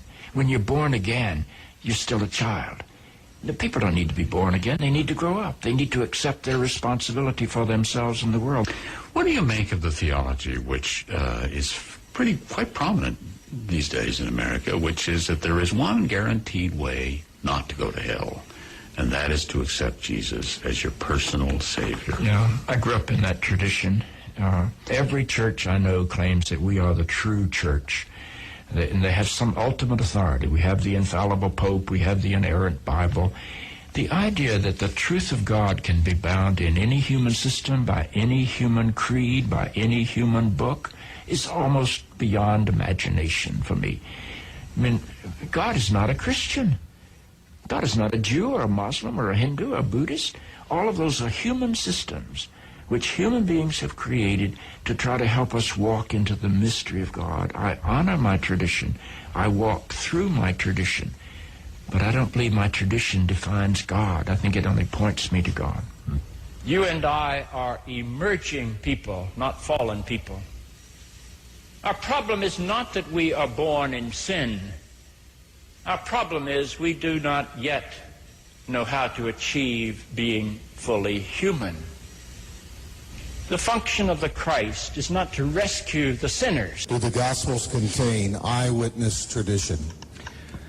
When I was a Bible-believing evangelical Christian, attending Moody Bible Institute, before I began my serious scholarship on the New Testament, before I began to read it in Greek, and before I saw what serious scholars of the world had to say about it, I was absolutely convinced that the Gospels not only contained eyewitness tradition, but that they were written by two eyewitnesses, Matthew and John, and by two people who were close companions to people who were eyewitnesses, Mark and Luke. Intense research has a way of changing your mind about things. But I don't want you to think that this is a reason for you not to use your brain. Even if you are the most hardcore, Bible-believing evangelical on the planet, you surely think that God gave you a brain. Use your brain. Craig and I will agree on this. God gave you a brain to think with. Apply reason. That's why God made you a human being instead of a slug. Don't be afraid of using your intelligence to find out the truth. The truth may not be what you were taught, but if it's true, you should believe it, not run from it. As I studied more and more using my intelligence as an evangelical, but also praying about it, I became convinced that the New Testament Gospels were not written by eyewitnesses or by people who knew eyewitnesses. The first point to make is the rather obvious one that the Gospels don't claim to be written by eyewitnesses. They are all anonymous. The titles in your Gospels, the Gospel according to Matthew and so forth, were added by later editors. They were not put there by the original authors. Second point, none of the Gospels claims to be written by the person whose name it bears. They don't claim to be written by eyewitnesses, and they don't claim to be written by people named Matthew, Mark, Luke, and John. Those are later traditions that were added to the Gospels. These traditions do not start appearing for about 100 years. Some people think that there is an early church father named Papias who attests to the witness of Mark and Matthew, but in fact there are very solid reasons for thinking that Papias, who lived around the year 120 to 140, is not referring to our Mark or our Matthew. The first time anybody refers to Matthew, Mark, Luke, and John by name is Irenaeus in the year 180, 100 years after these books were written. My understanding of the Gospels, as they've come down to us, is that they were anonymous, and we don't know their names, and they're not built on eyewitness testimony. But the important point that I want to make is that even if the Gospels were written by eyewitnesses, or even if they did contain eyewitness accounts, that would not guarantee that they were accurate. Think about our legal system today. Are eyewitnesses always accurate in what they report? If so, why do we have trials that call in testimony more than one eyewitness? If eyewitnesses were always 100% accurate in what they report, we wouldn't need law courts. If we wanted to know what happened, we would simply ask somebody. Eyewitnesses do not always get all the information right. But even if they did, it wouldn't matter because the Gospels of the New Testament don't claim to be written by eyewitnesses, and in fact, they were not written by eyewitnesses. The Gospel writers were living 40 to 50 to 60 years after Jesus died. They wrote the Gospels in Greek. Jesus' language was Aramaic. These Gospel writers were living in a different country. Decades later, where did they get their information from? They were not the followers of Jesus. They don't claim to be followers of Jesus, the disciples. They're written by later people, decades later, in a different language. Where did they get their information from? They heard stories about Jesus that had been in circulation year after year after year, decade after decade, down to the time that the gospel writers living in a different country, speaking a different language, heard the stories. What happens to oral stories when they are transmitted orally? They change. The gospel writers have discrepancies among themselves because the stories that were told and retold were Thursday. I don't know where I'm going in your area, but rain a fall in my area. Look like night. I come down out there at 11 minutes past 2 o'clock. So we'll go through the places until 5:45. Hope you stay with me. You know, because there's so much things happening in Jamaica and foreign, especially in America, you know, that, yes, all eyes is on the election. The election in America. Big things, big things. Yes, man. So, as we say, we will continue. This is Ibamar, brand new music. Yes, as we say, Ibamar. Say him not really want to hold up a friend. You understand? All right, so we want to yell up Shane. Because last night, we get calls that said them love the program. I don't know why they different last night, but yeah, so them love the program. We want to yell up Barbara Makeda Blake, who is one of them who call and say, she love the program.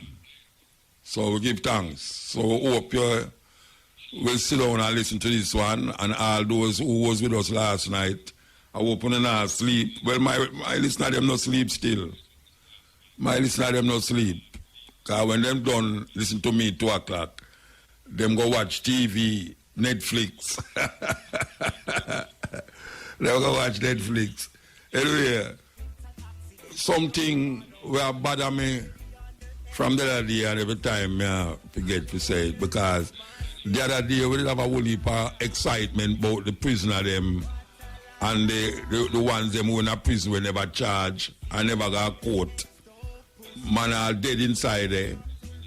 And now we are here about corona inside there and all them something there, but I don't know if the government understand that when you put some people in a lockup, when you lock them up and you take away them freedom, it will create a certain amount of animosity if them feel like them now get treated right by the state. And the conditions of the prison is not for human beings right now. That's why I know that these politicians, Minister of National Security and all them, man, you know, you just go throw down some people in a little four-wall place and things said, all right, because you claim say them do something wrong against the state and them do something wrong against the people. And then you eventually know, just allow them to stay there and serve them time. We don't see them do nothing. Them just sit down in the prison, so. Remember the time when them usually make prison broke Rockstone out of Rockfort. And I know, say, in a Spanish town prison, one of the, I don't know if him there now, but they at the prison, him there say, he might put some of the prisoner them for plant. As a matter of fact, he go show me some color one thing, me and Tony Rebel. He go show me some color one thing where them did a plant and all them something there. But why is it that a man have to sit down in a prison for years and him not do nothing for really deal with the state and really compensate the state for the luxury sometime of getting food free and anything else them get free? Wouldn't it be better if them find some of them crown land, what them call it, and put some of them for farm rasta, that them can feed the prison population, and where them can feed the population, where them sell it? Me don't know how it sound. Me feel say a whole heap of prisoner right now would have loved the little time out of the four wall, for really go up on some land and plant some food, because the people them are pay for them existence inside there. Sometimes them get more money in terms of things, food and whatsoever inside of the prison. And is the people them outside of the prison have to pay for that? I don't know if it's possible, which I know say it's possible. It's very possible. Because it seems like how you lock them up in there and make water look after them, and water do this and water do. And the water them corrupt. A whole heap of the water them corrupt. A whole heap of the water them in the prison corrupt. You have a 9 to 5 thing which can happen. Let out the man them out of the prison. Make them go plant some food, plant some crown land, designate crown land, get security. If it's even for higher private security, for really watch them from 9 to 5. Or if you want to make them go earlier before the sun come up, like a farming thing, really. You get up when the sun come up at 5 o'clock, and them left there 5 o'clock to 5 o'clock, and have security guard and watch them and all them something there. I don't understand that. When them used to broke rock stone, them used to chain them up. Them used to chain them up. And broke rock stone, forget white man and all, out of rock food. Out of people don't know that. So which part the flour mill there, out of before you reach cement factory. The whole of that hill that it broke off, them broke off there because the road used to drive. The road was behind the cement company, behind the flour mill. That is where it was. It was which part everybody are driving. No. This was water. So the hillside was used for get stone. I don't know how them can't think about them something there. Because everybody talk about food there and food this and food that and food that. And now them talk about food security. Where not the prime minister, the minister, one of the minister them talk about bill of cold storage. For store, not meat kind, but vegetables and all them something there. For all a longer time. We need always a push for agro-industry. Agro-industry is a good thing. It helps preserve the food, and it helps if you have the food when food scarce. And may I say, how much prisoner? You don't have to send out everybody every day. You send out one set on a Monday, send out the next set on a Tuesday, and go on away there. You know how much food. Me know a whole prisoner when me talk to that they love do that. Just to give them, first of all, to give them exercise, it's to give them a breathe out of the four wall, make them feel like them actually free. You know, you have security, I watch them and all them something there. Me don't know what's wrong with that. Me feel say, them should have make the prisoner them go plant some food and some of them Queen Elizabeth land. And maybe them should have stop up at the Governor General yard. Because whole heap of land over Governor General yard, the road will lead to Barbican, go right up to the beach place, whatever them call it. Barbican Beach, right there so. Go right cross, where them used to keep show and all them something there. Where the Governor General said, no want no more show keep your in place. Like a film place. And a film place, you know. Our place. Our place, and the Queen come capture it and give him to go overlook it. You know how much food could a plant? Can you imagine half of the population a GP I get let out about 1,000? The population was supposed to be 800. I think them say over 1,000 in there. I mean, I say, can you imagine if 500 of them man there depend some acres of land? Acres of land.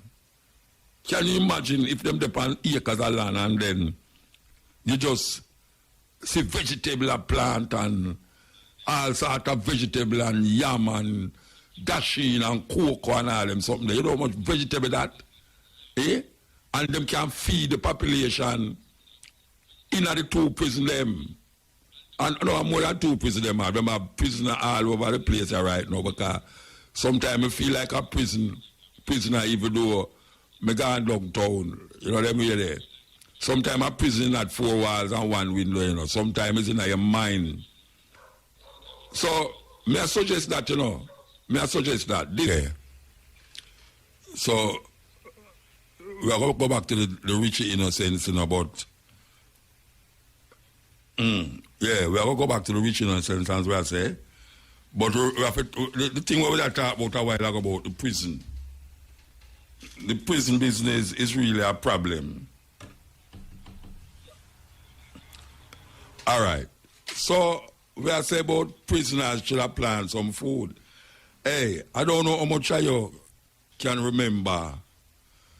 I don't know how much of you can remember when you could have get prison bread, prison card bread, hot prison card bread. When you put butter upon it, it just melt. Yeah, it just melt. All right. You know, say, I don't know if it's the water the prisoner them used to really bake it, but it was something else. It was something else to get the bakings. All right, so here we are saying now. I don't know if them have facilities in a prison. I know them have facilities in a prison for people keep stage show. That is where them regulate it too. We have what you call expression. So them have things where you sing and you can say poetry and all them something there. But really and truly, them not really have nothing. Oh gosh, man, the tune come back. Yeah.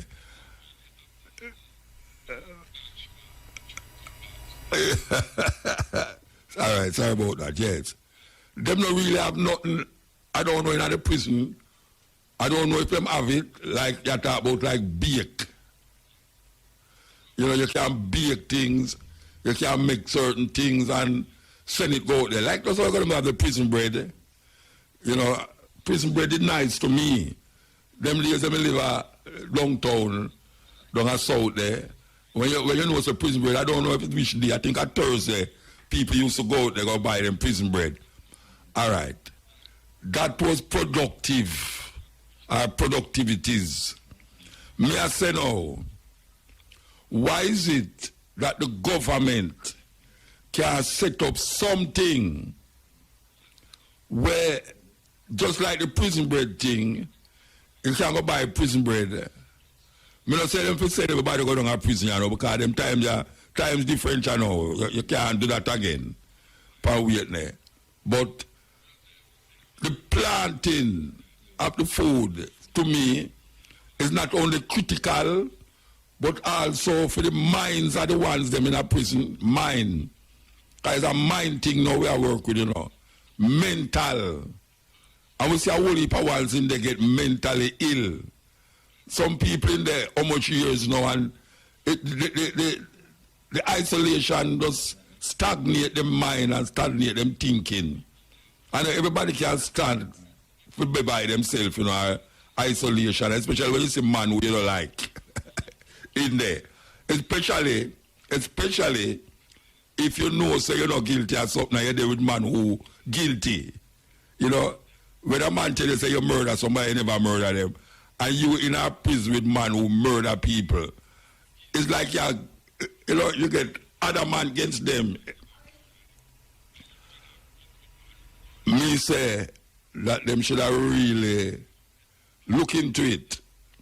And when time we talk, I will for one's ear, and I know when we talk, sometimes people think about it, but I know sometimes when the politician, I'm going to have it in my mind, you know. A politician going to have it in my mind, you know, but him not come out with it. And then if me go say it now, and then bring it into the parliament now, them go say, yeah, listen to too much muta. Because you have some guys in the parliament, they mock one another them way there, you know. Yeah, man, a muta you follow. If a man take off all them shoes in the parliament, and them smell all them foot, them say, hey, nobody coming up with no muta foot, you know, like my foot smell. So what I say now? I don't want the politicians them feel away for think on it, and not only think on it, but act on it, you know. Because it's not the first the suggestion come up. It's not the first the suggestion come up, you know, for actually make the prisoner them plant food. And may I reiterate that suggestion. Because they always say, yeah, we are linked against this and I linked against that. What is the problem? What is the solution? Because we always show the problem. And may I say, a solution when I will bring for a whole heap of solutions too, you know. But them not do it. They will do it later down the line now when it not sound like me I say it. May I suggest, say, them get some crown land and put the prisoner them for plant some food. And it is not only good for a physical exercise, but it is also good for the economy of the country that have to pay for buy food and all them things. When these men could have really help themselves and feed themselves in the prison. And that me I say, get off the stress off for the wider public, because everything get right down to the wider public have to go feed them. And if a man can feed himself and feel better, he can know say, hey, we plant them callaloo, you know, and we plant them okra, you know, and we plant them cabbage, you know, and we plant the banana and the plant where we are eating, you know. And so it go. And so we are say it. So, we just say that because it come up in our thoughts. I will remember say years ago we didn't mention it. I will know say a whole heap of people, because me I not live the first man say that. A whole heap of people have it in their mind. They say why them not make the prisoner them plant some food. Given in at this time, yeah, we are a whole heap of people that talk about, yeah, well, you know, we have to turn to agriculture and everything, they have to turn to agriculture. My thing about agriculture, you know, is that rain a fall, breeze a blow, and the chicken out a door, and breeze a blow all the chicken, and broke down all the banana tree them, and watch all of the ground provision them. May I say, it's really, really important that them start investing in some agro-industry. How much week now may I say that? Like a scratch record, don't it? Well, may I say it again. Jamaica need to invest in an agro-industry. The tourists them now come as usual, so the farmers lose. The next way them going to lose, and I tell you this, the next way them going to lose, and we have seen it already, when hurricane come, and when flood come, chicken wash away, all sort of thing, all goat wash away too, you know. All goat wash away. You understand? Banana blow down, the breeze blow down the banana them and the plant them. You can't get no banana and no plant for months. When it come back, it's expensive. We need to get onto some agro-industry. We need to put the prisoner them on farm work. If Jamaican people can live here so and go to Canada, go do work for white people. If them can live here so and go to America for go up on apple and cane field and them something there. Why is it would have been weird to have a farm, a prison farm, for the prisoners them to get active, more active than all them active in a prison? You understand? And that's what I say. Well, crime gets so bad. So, the man called Richie innocent, crime gets so bad. You know, say, me hear a ad on the radio play about child molestation where a man a trouble a little girl I say, when her mother tell her, she don't want to stay with him, she don't want to stay with him. I don't know, it sound kind of distasteful to me. And then when I look on it, I say, but wait. I remember when I done an area and them give me some message say, Daddy is not, for those of you who remember Daddy, Queen Africa do a tune named Daddy, but Daddy don't touch me there and all them way there. And we get something to say, we must stop play it.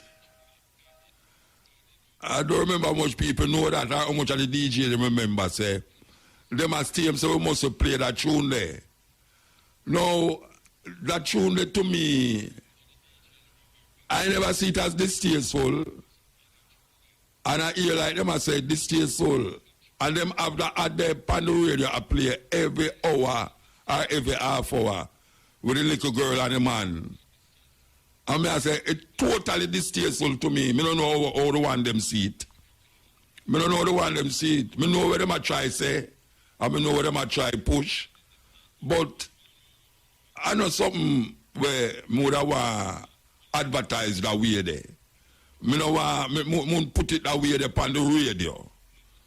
You know, I just got me I say. Because given that Daddy Don't Touch Me there by Queen Africa was seen almost like a no-no. After we have played so long, we get things that we must play it, like them ban it from the airwaves, which is almost like a reality thing she talk about. I remember one time people did a wonder if somebody in our family did that trouble her. But she was so vivid and clear with the message. But them say enough to play it. And now we hear a ad, a play where it sound a weird rasta. So last week, me and a brethren did a talk about how the road them get smaller because the bush grow over in the road. Especially when you go around some of them curves, I go past Stone Hill and run through Golden Spring and go up in the junction there. The grass grow over in the road. So you find that some people drive over the wrong side of the road when all traffic come down. Well, I know it's not the government do it, you know. I know it's not the government do it, you understand? I want to heal up the ones them who chop the bush off of the side of the road, up a Stony Hill. Yes, I want to heal them up. I don't know who do it, but I know say, when I say this now and I pass, I'm going to go bad out and say, Mota, me and my dog them do it, you know. But I hear look the man them who chop the side of the road, Rasta. But guess what now? Who they left the whole of the grass on the side of the road said we. I don't know. I guess it take up now. I don't go to road since that still. Can you believe I don't go to road since Wednesday, Thursday? Anyway, I give thanks. I give thanks. You know, I give thanks to the one them do it. I give thanks to the man them who will have full up the hole before you reach Red Gathering there. But guess what? The rain still a come and it dig it out back.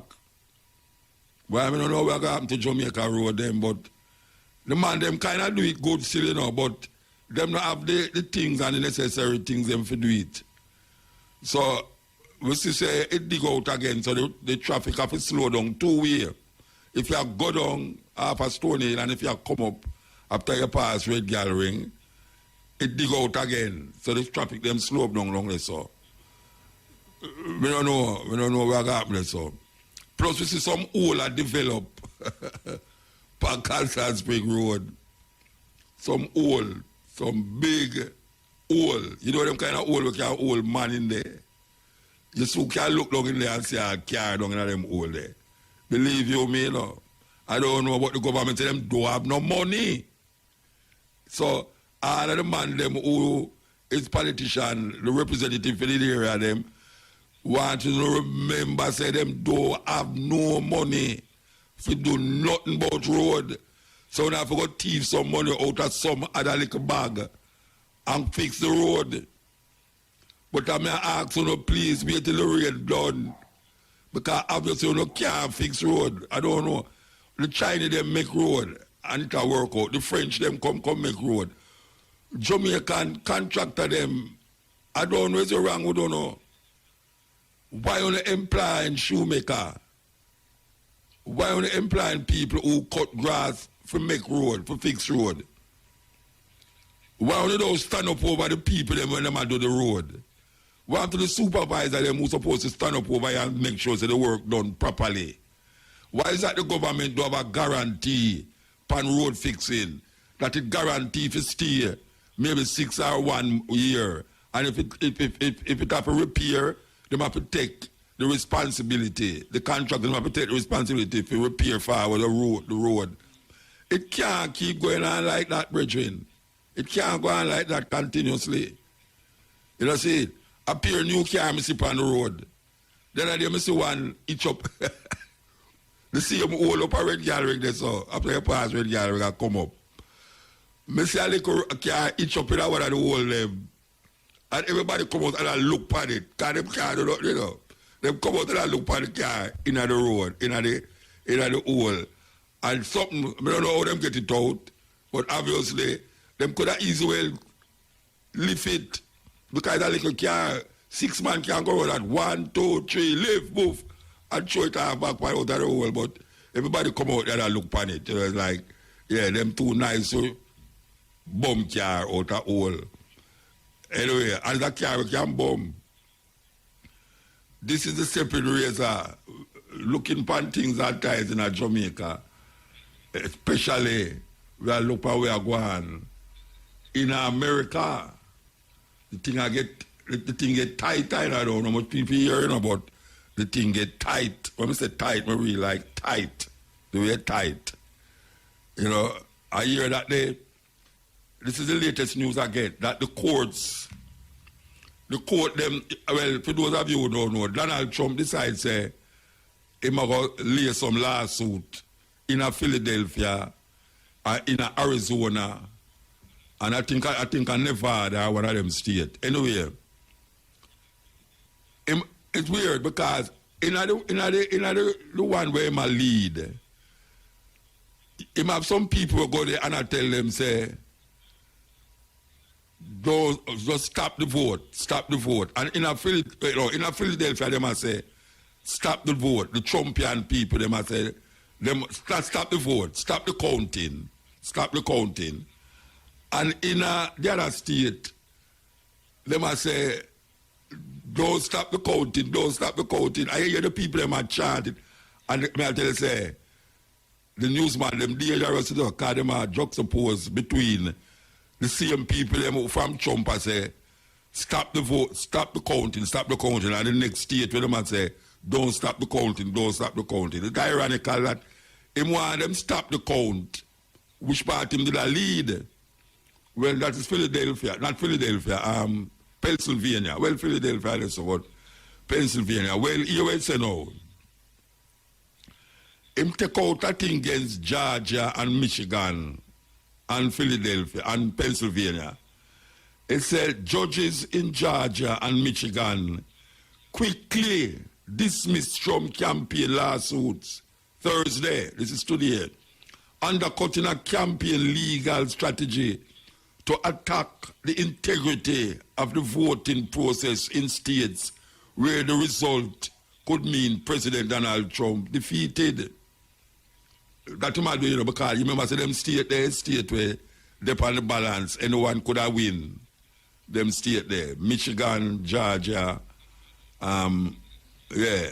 So it's like, it might draw out something now to make them stop the voting, to make them realize why something chickeny are going up there. So, well, the court say, watch out, where you talk about a foolishness, you know, you try drop some thing in the integrity of the voting process.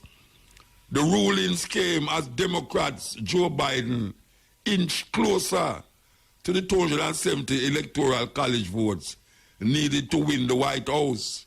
For those of you who don't know, in America, it's not the one who get the most vote win, which is really ironical for what we call a democratic country. It's not the one who get the most votes win. But they have a thing now named electoral college in a different state. And you have certain states have more electoral college than people than certain state. So the ones them who have the most is the one them where them always a fight for. Like them spend a whole heap of time down in Florida, Pennsylvania, Texas, you know, you have others, but them always go for the state them have the most electoral people them to decide the presidency. It's not the amount of people, it's not the majority of people decide that. And that is something, I think it's unique to America. I don't know, somebody can call and tell me. Anyway, make a continue your son. The ruling came as Democrat Joe Biden inched closer to the 270 electoral college votes needed to win the White House. In Pennsylvania, meanwhile, the Trump campaign won an... Okay, all right. I have to go find where I'm in appellate. In Pennsylvania, meanwhile, the Trump campaign won an appellate ruling to get party and campaign observers closer to election workers or who are processing mail in ballots in Philadelphia. All right, so them now, the court sent out a ruling say the people them who are observe the counting of the ballots can go nearer to the people them who are count them so them can say what exactly is happening. But the order did not affect the counting of ballots that is proceeding in Pennsylvania. Biden campaign attorney Bob Bohr called the Republican legal challenge meritless. I want to apologize. All right, come again. Biden campaign attorney Bob Bohr called the Republican legal challenge meritless. I want to emphasize that for their purposes, these lawsuits don't have to have merit. That's not the purpose. It is to create an opportunity for them to message falsely about what is taking place in the electoral process. Barr said Thursday, accusing the Trump campaign of continually alleging irregularities, failures of the system, and fraud without any basis. Biden said Wednesday the court should continue in all states, adding, no one's going to take our democracy away from us. Not now, not ever. But Trump campaign officials accuse Democrats of trying to steal the election despite no evidence anything of the sort was taking place. Trump campaign manager Bill Stevens, in a call with reporters Thursday morning, said that every night the president goes to bed with a lead. And every night new votes are mysteriously found in a sack. Lie them, I tell you know. But I understand why it's not every night, you know. It's the first night. The first night, Trump was way ahead, because they was counting the votes of the day. The people them who walk up and vote, they was counting those votes. The other votes now where them call absentee vote and mail vote never start count yet. So apparently more Trumpians walk up and vote. Them walk and vote. Them go to the voting place, them and vote. That is really what take place. So it looked like one of the times Trump did really a lead. So in the middle of the night when everybody go to bed and wake up and say, but wait, Trump not have no edge again because Biden look like him a pass them. Them a try, them call foul. Them say foul. What is the foul? There's no way you can go to bed with Trump and do so good and then wake up and not do so good. Well, here's the reason for that now.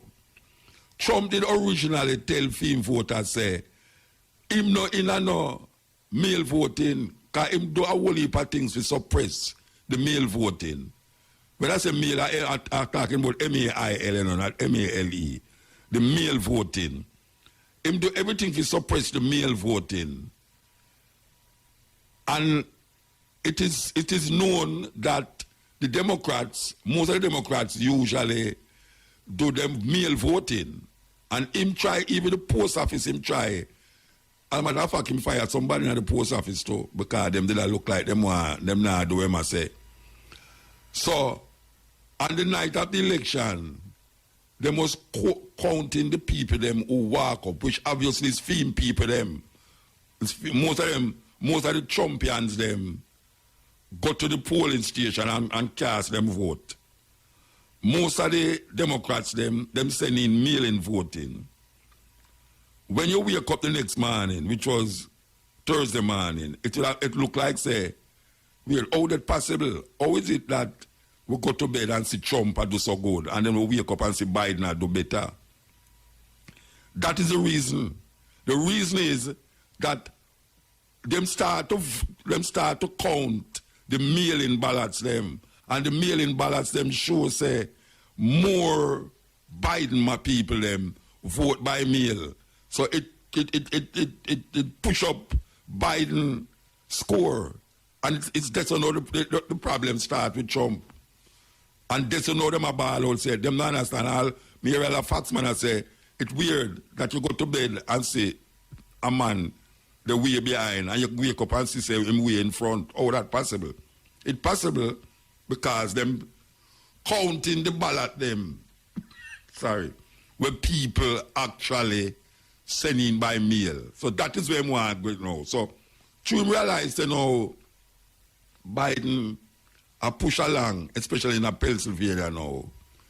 He want to stop the voting because he must say them ballot there, them can't count them ballot there. Because him did lead out that thing, you know, any ballot will come after must not be counted. That is what I say, you know.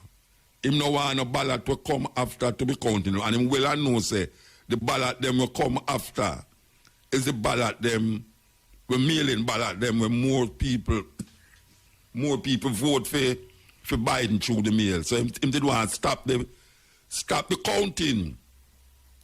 The people them said that is madness. Every ballot have to count. You can't stop the counting because you are lead and you don't want no more ballot count. Every ballot have to count and them insist. So that is where they know. And then now we say Biden take off in Pennsylvania and them say Trump have to win Pennsylvania for even look like say he might go make a president 4-year presidency. And them say Biden no have to win Pennsylvania because he might have some other places like Michigan, Arizona, and all them places to lean back on. But me hear Biden say, him people them don't worry, them going to go win Pennsylvania.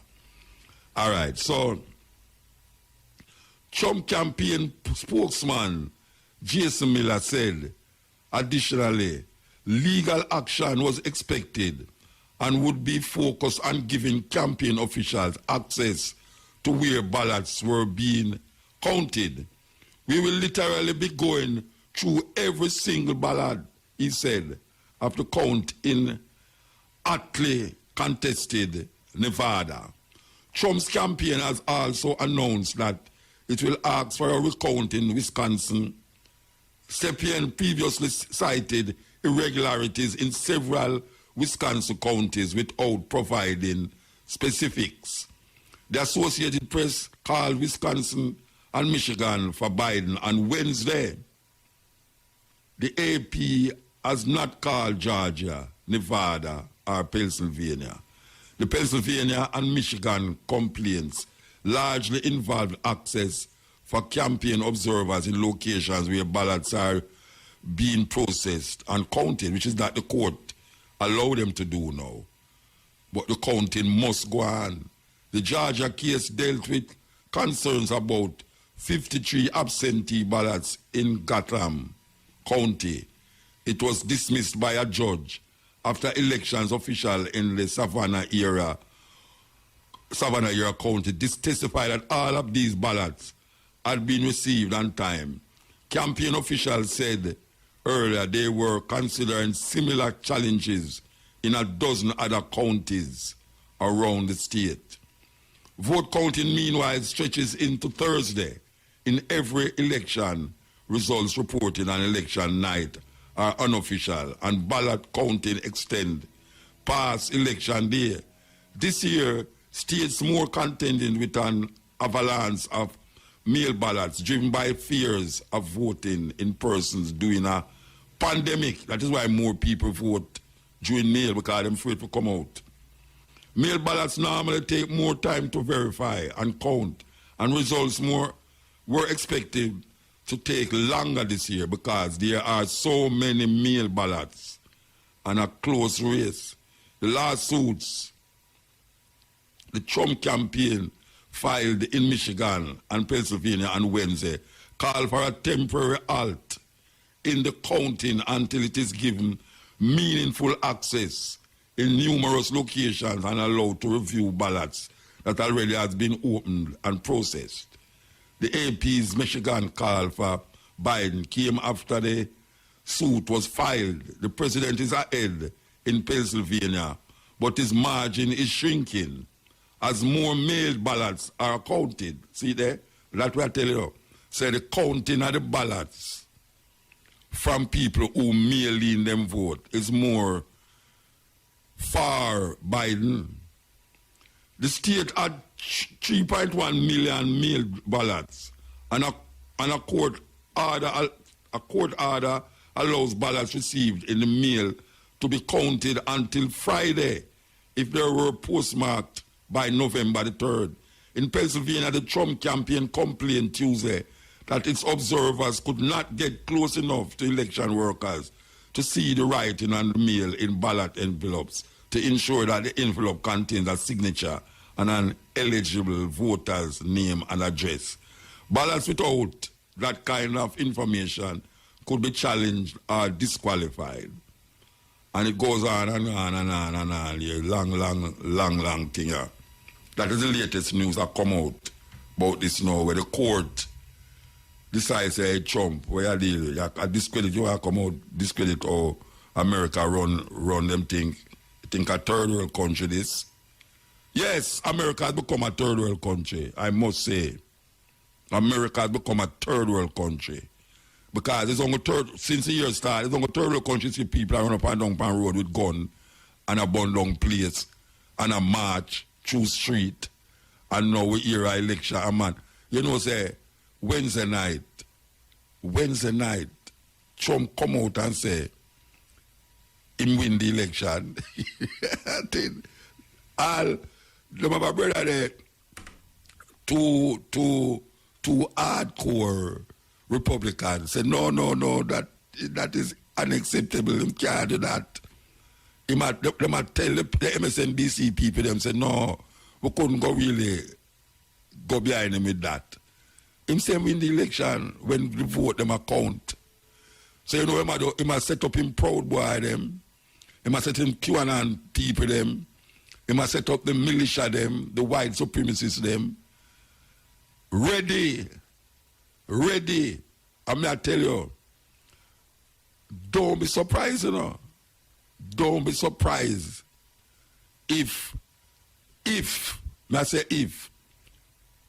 Trump lose, don't be surprised if the things them where you see are going in America, if it now gonna look like a South American country.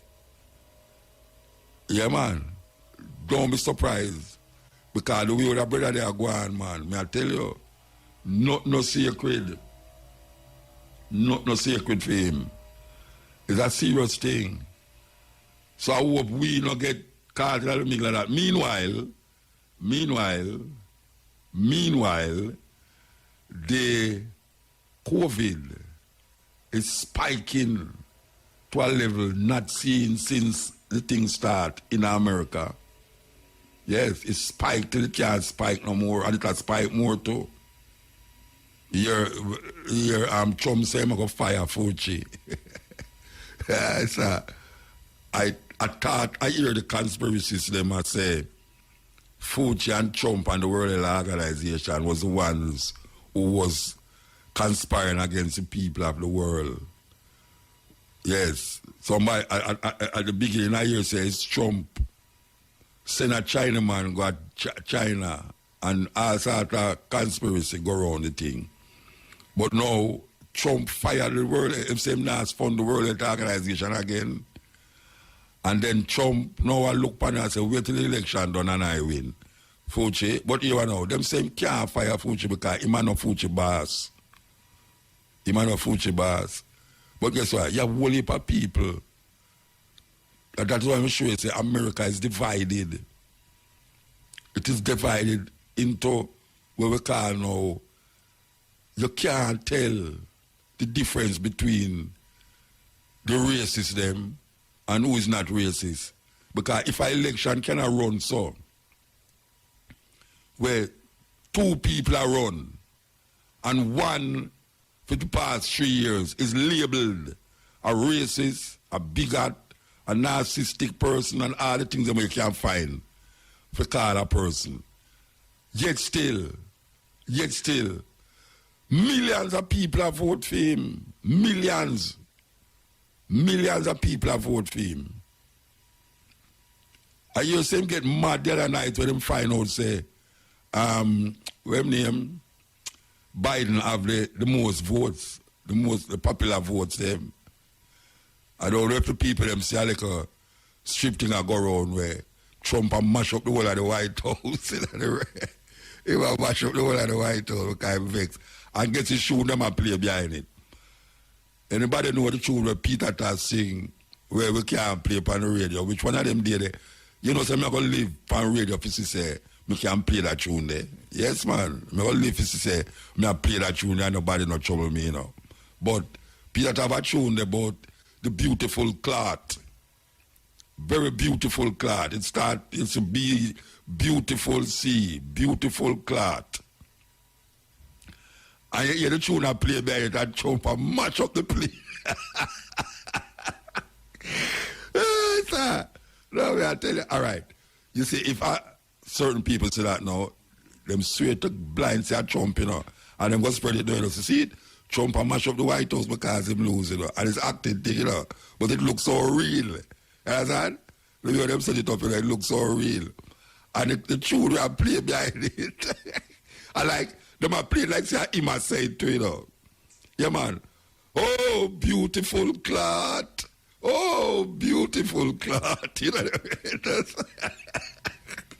anyway, it's not done. It's not done till the last vote count. So we're going to see what happen.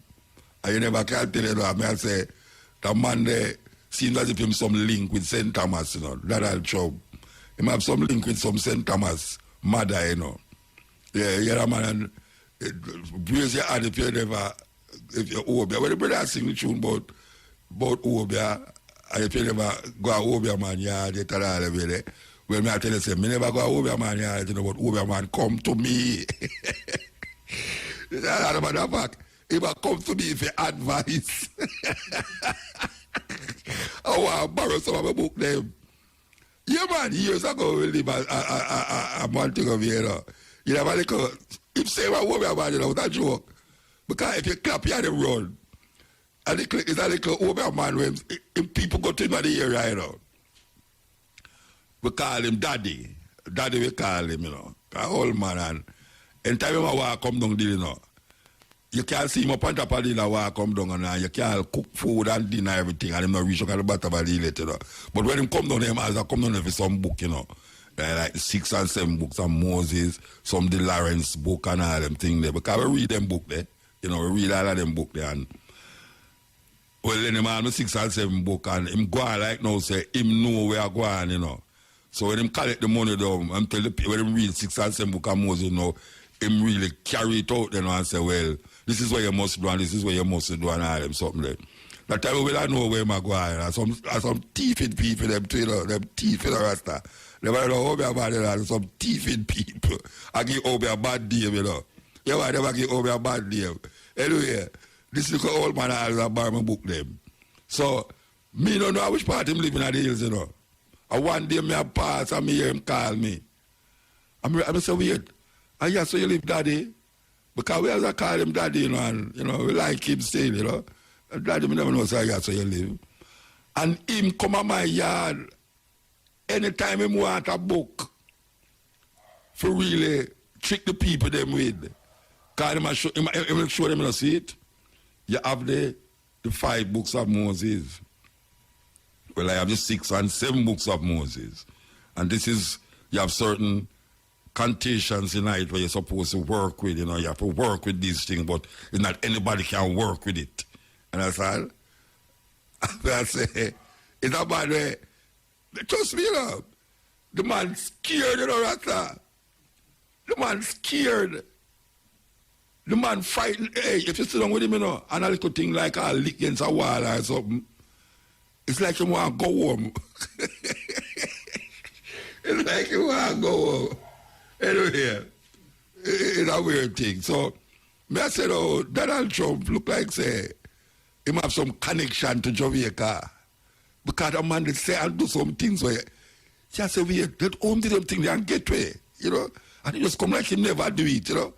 Him tell you have something today, you know, and by the day done, you know, him just say, all right, you see, him talk some things, you know. And him press secretary go in front of the press and repeat what him say, you know. You see, by evening, him say him never said that. Him never said that. Him say him never said that. I say, no, really, he's a Rasta. He might go down in our history. Trust me. He might go down in our history. You know what books write about him since the year start? I'll move you and yeah. You know, it's a serious thing. No president of America is as popular as Donald Trump. And he's a very charismatic person. Very charismatic. And him not deal with reality. Him build up him own little fantasy world and illusion and him live in it and expect you to live in it with him. And when you it's like a I don't know, it's a kind of madness. Yeah man, it's a kind of madness him have where him create a scenario about certain things. And in a film world it's a real thing he must say, you know. It's not no lie I think he must say, you know. But you outside there look at it and say, oh, he could have said that. And your reality and 1 million people reality not show you that. But film like a world. I say if you don't agree with him, if you work with him, you're gone. if you don't work with him, you're gone. I tell you that's that. No, about yes. Him take the cake. I don't have no cake there for take still, but him take the cake. Yeah, him take the cake. This is the stepping razor. It's really funny.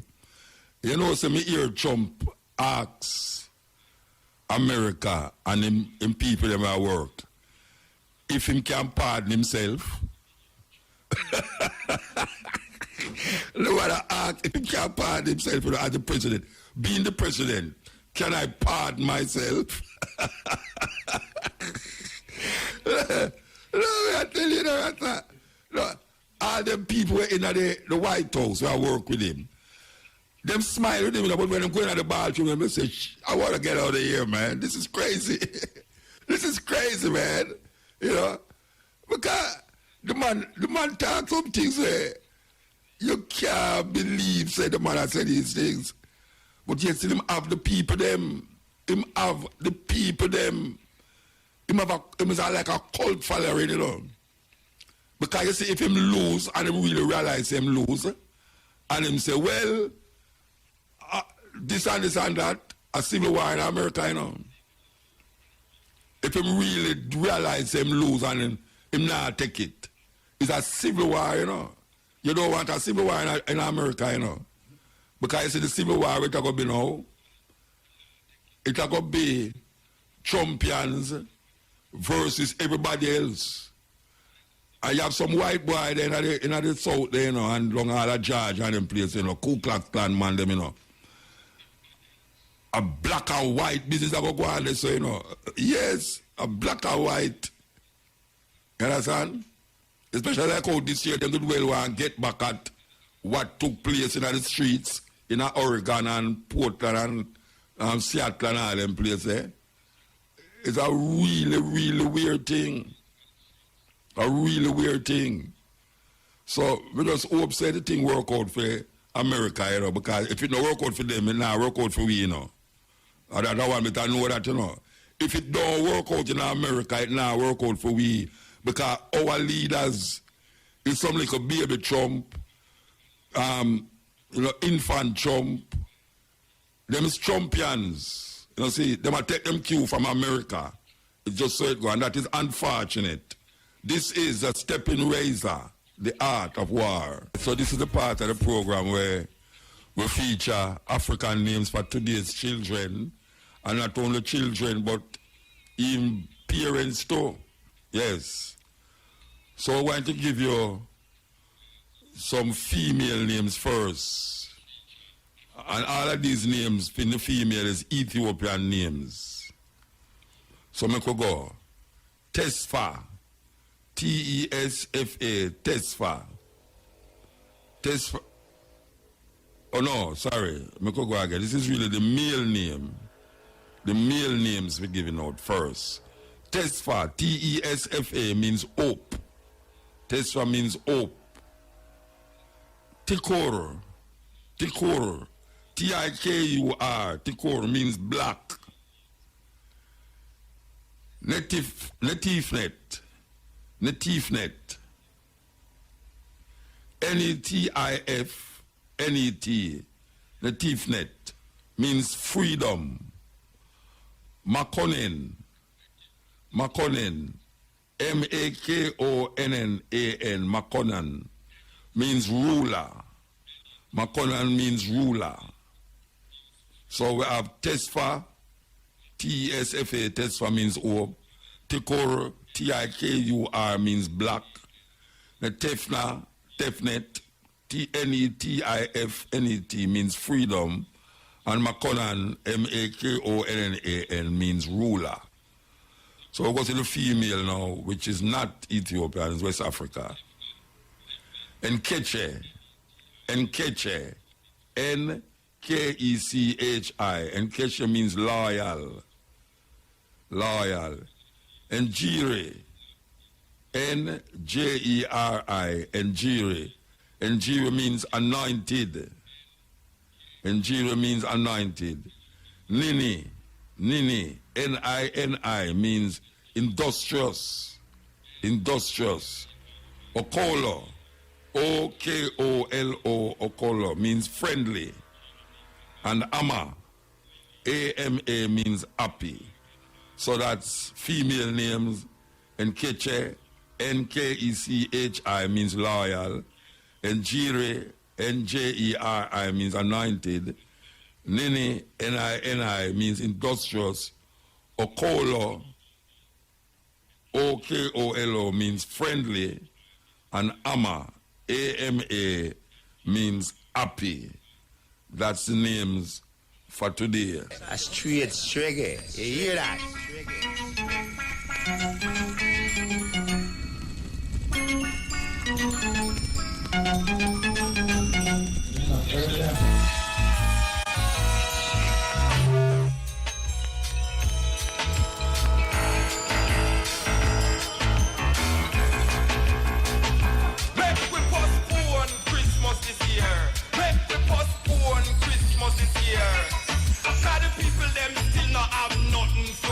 Postpone Christmas this year.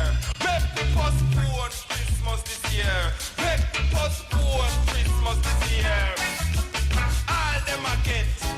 chicken back. And if them can't get that, them have to eat pork fat. Postpone Christmas this year. Make we postpone Christmas this year. Yeah, you know, say, me go start back that one, you know.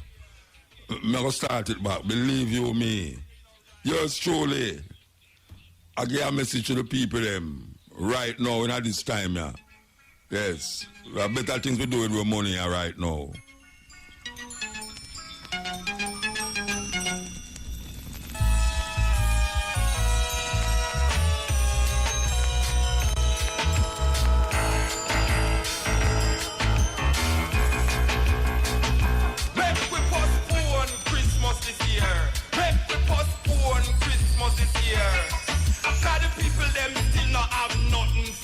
Postpone Christmas this year. Make we postpone Christmas this year. Make we postpone Christmas this year.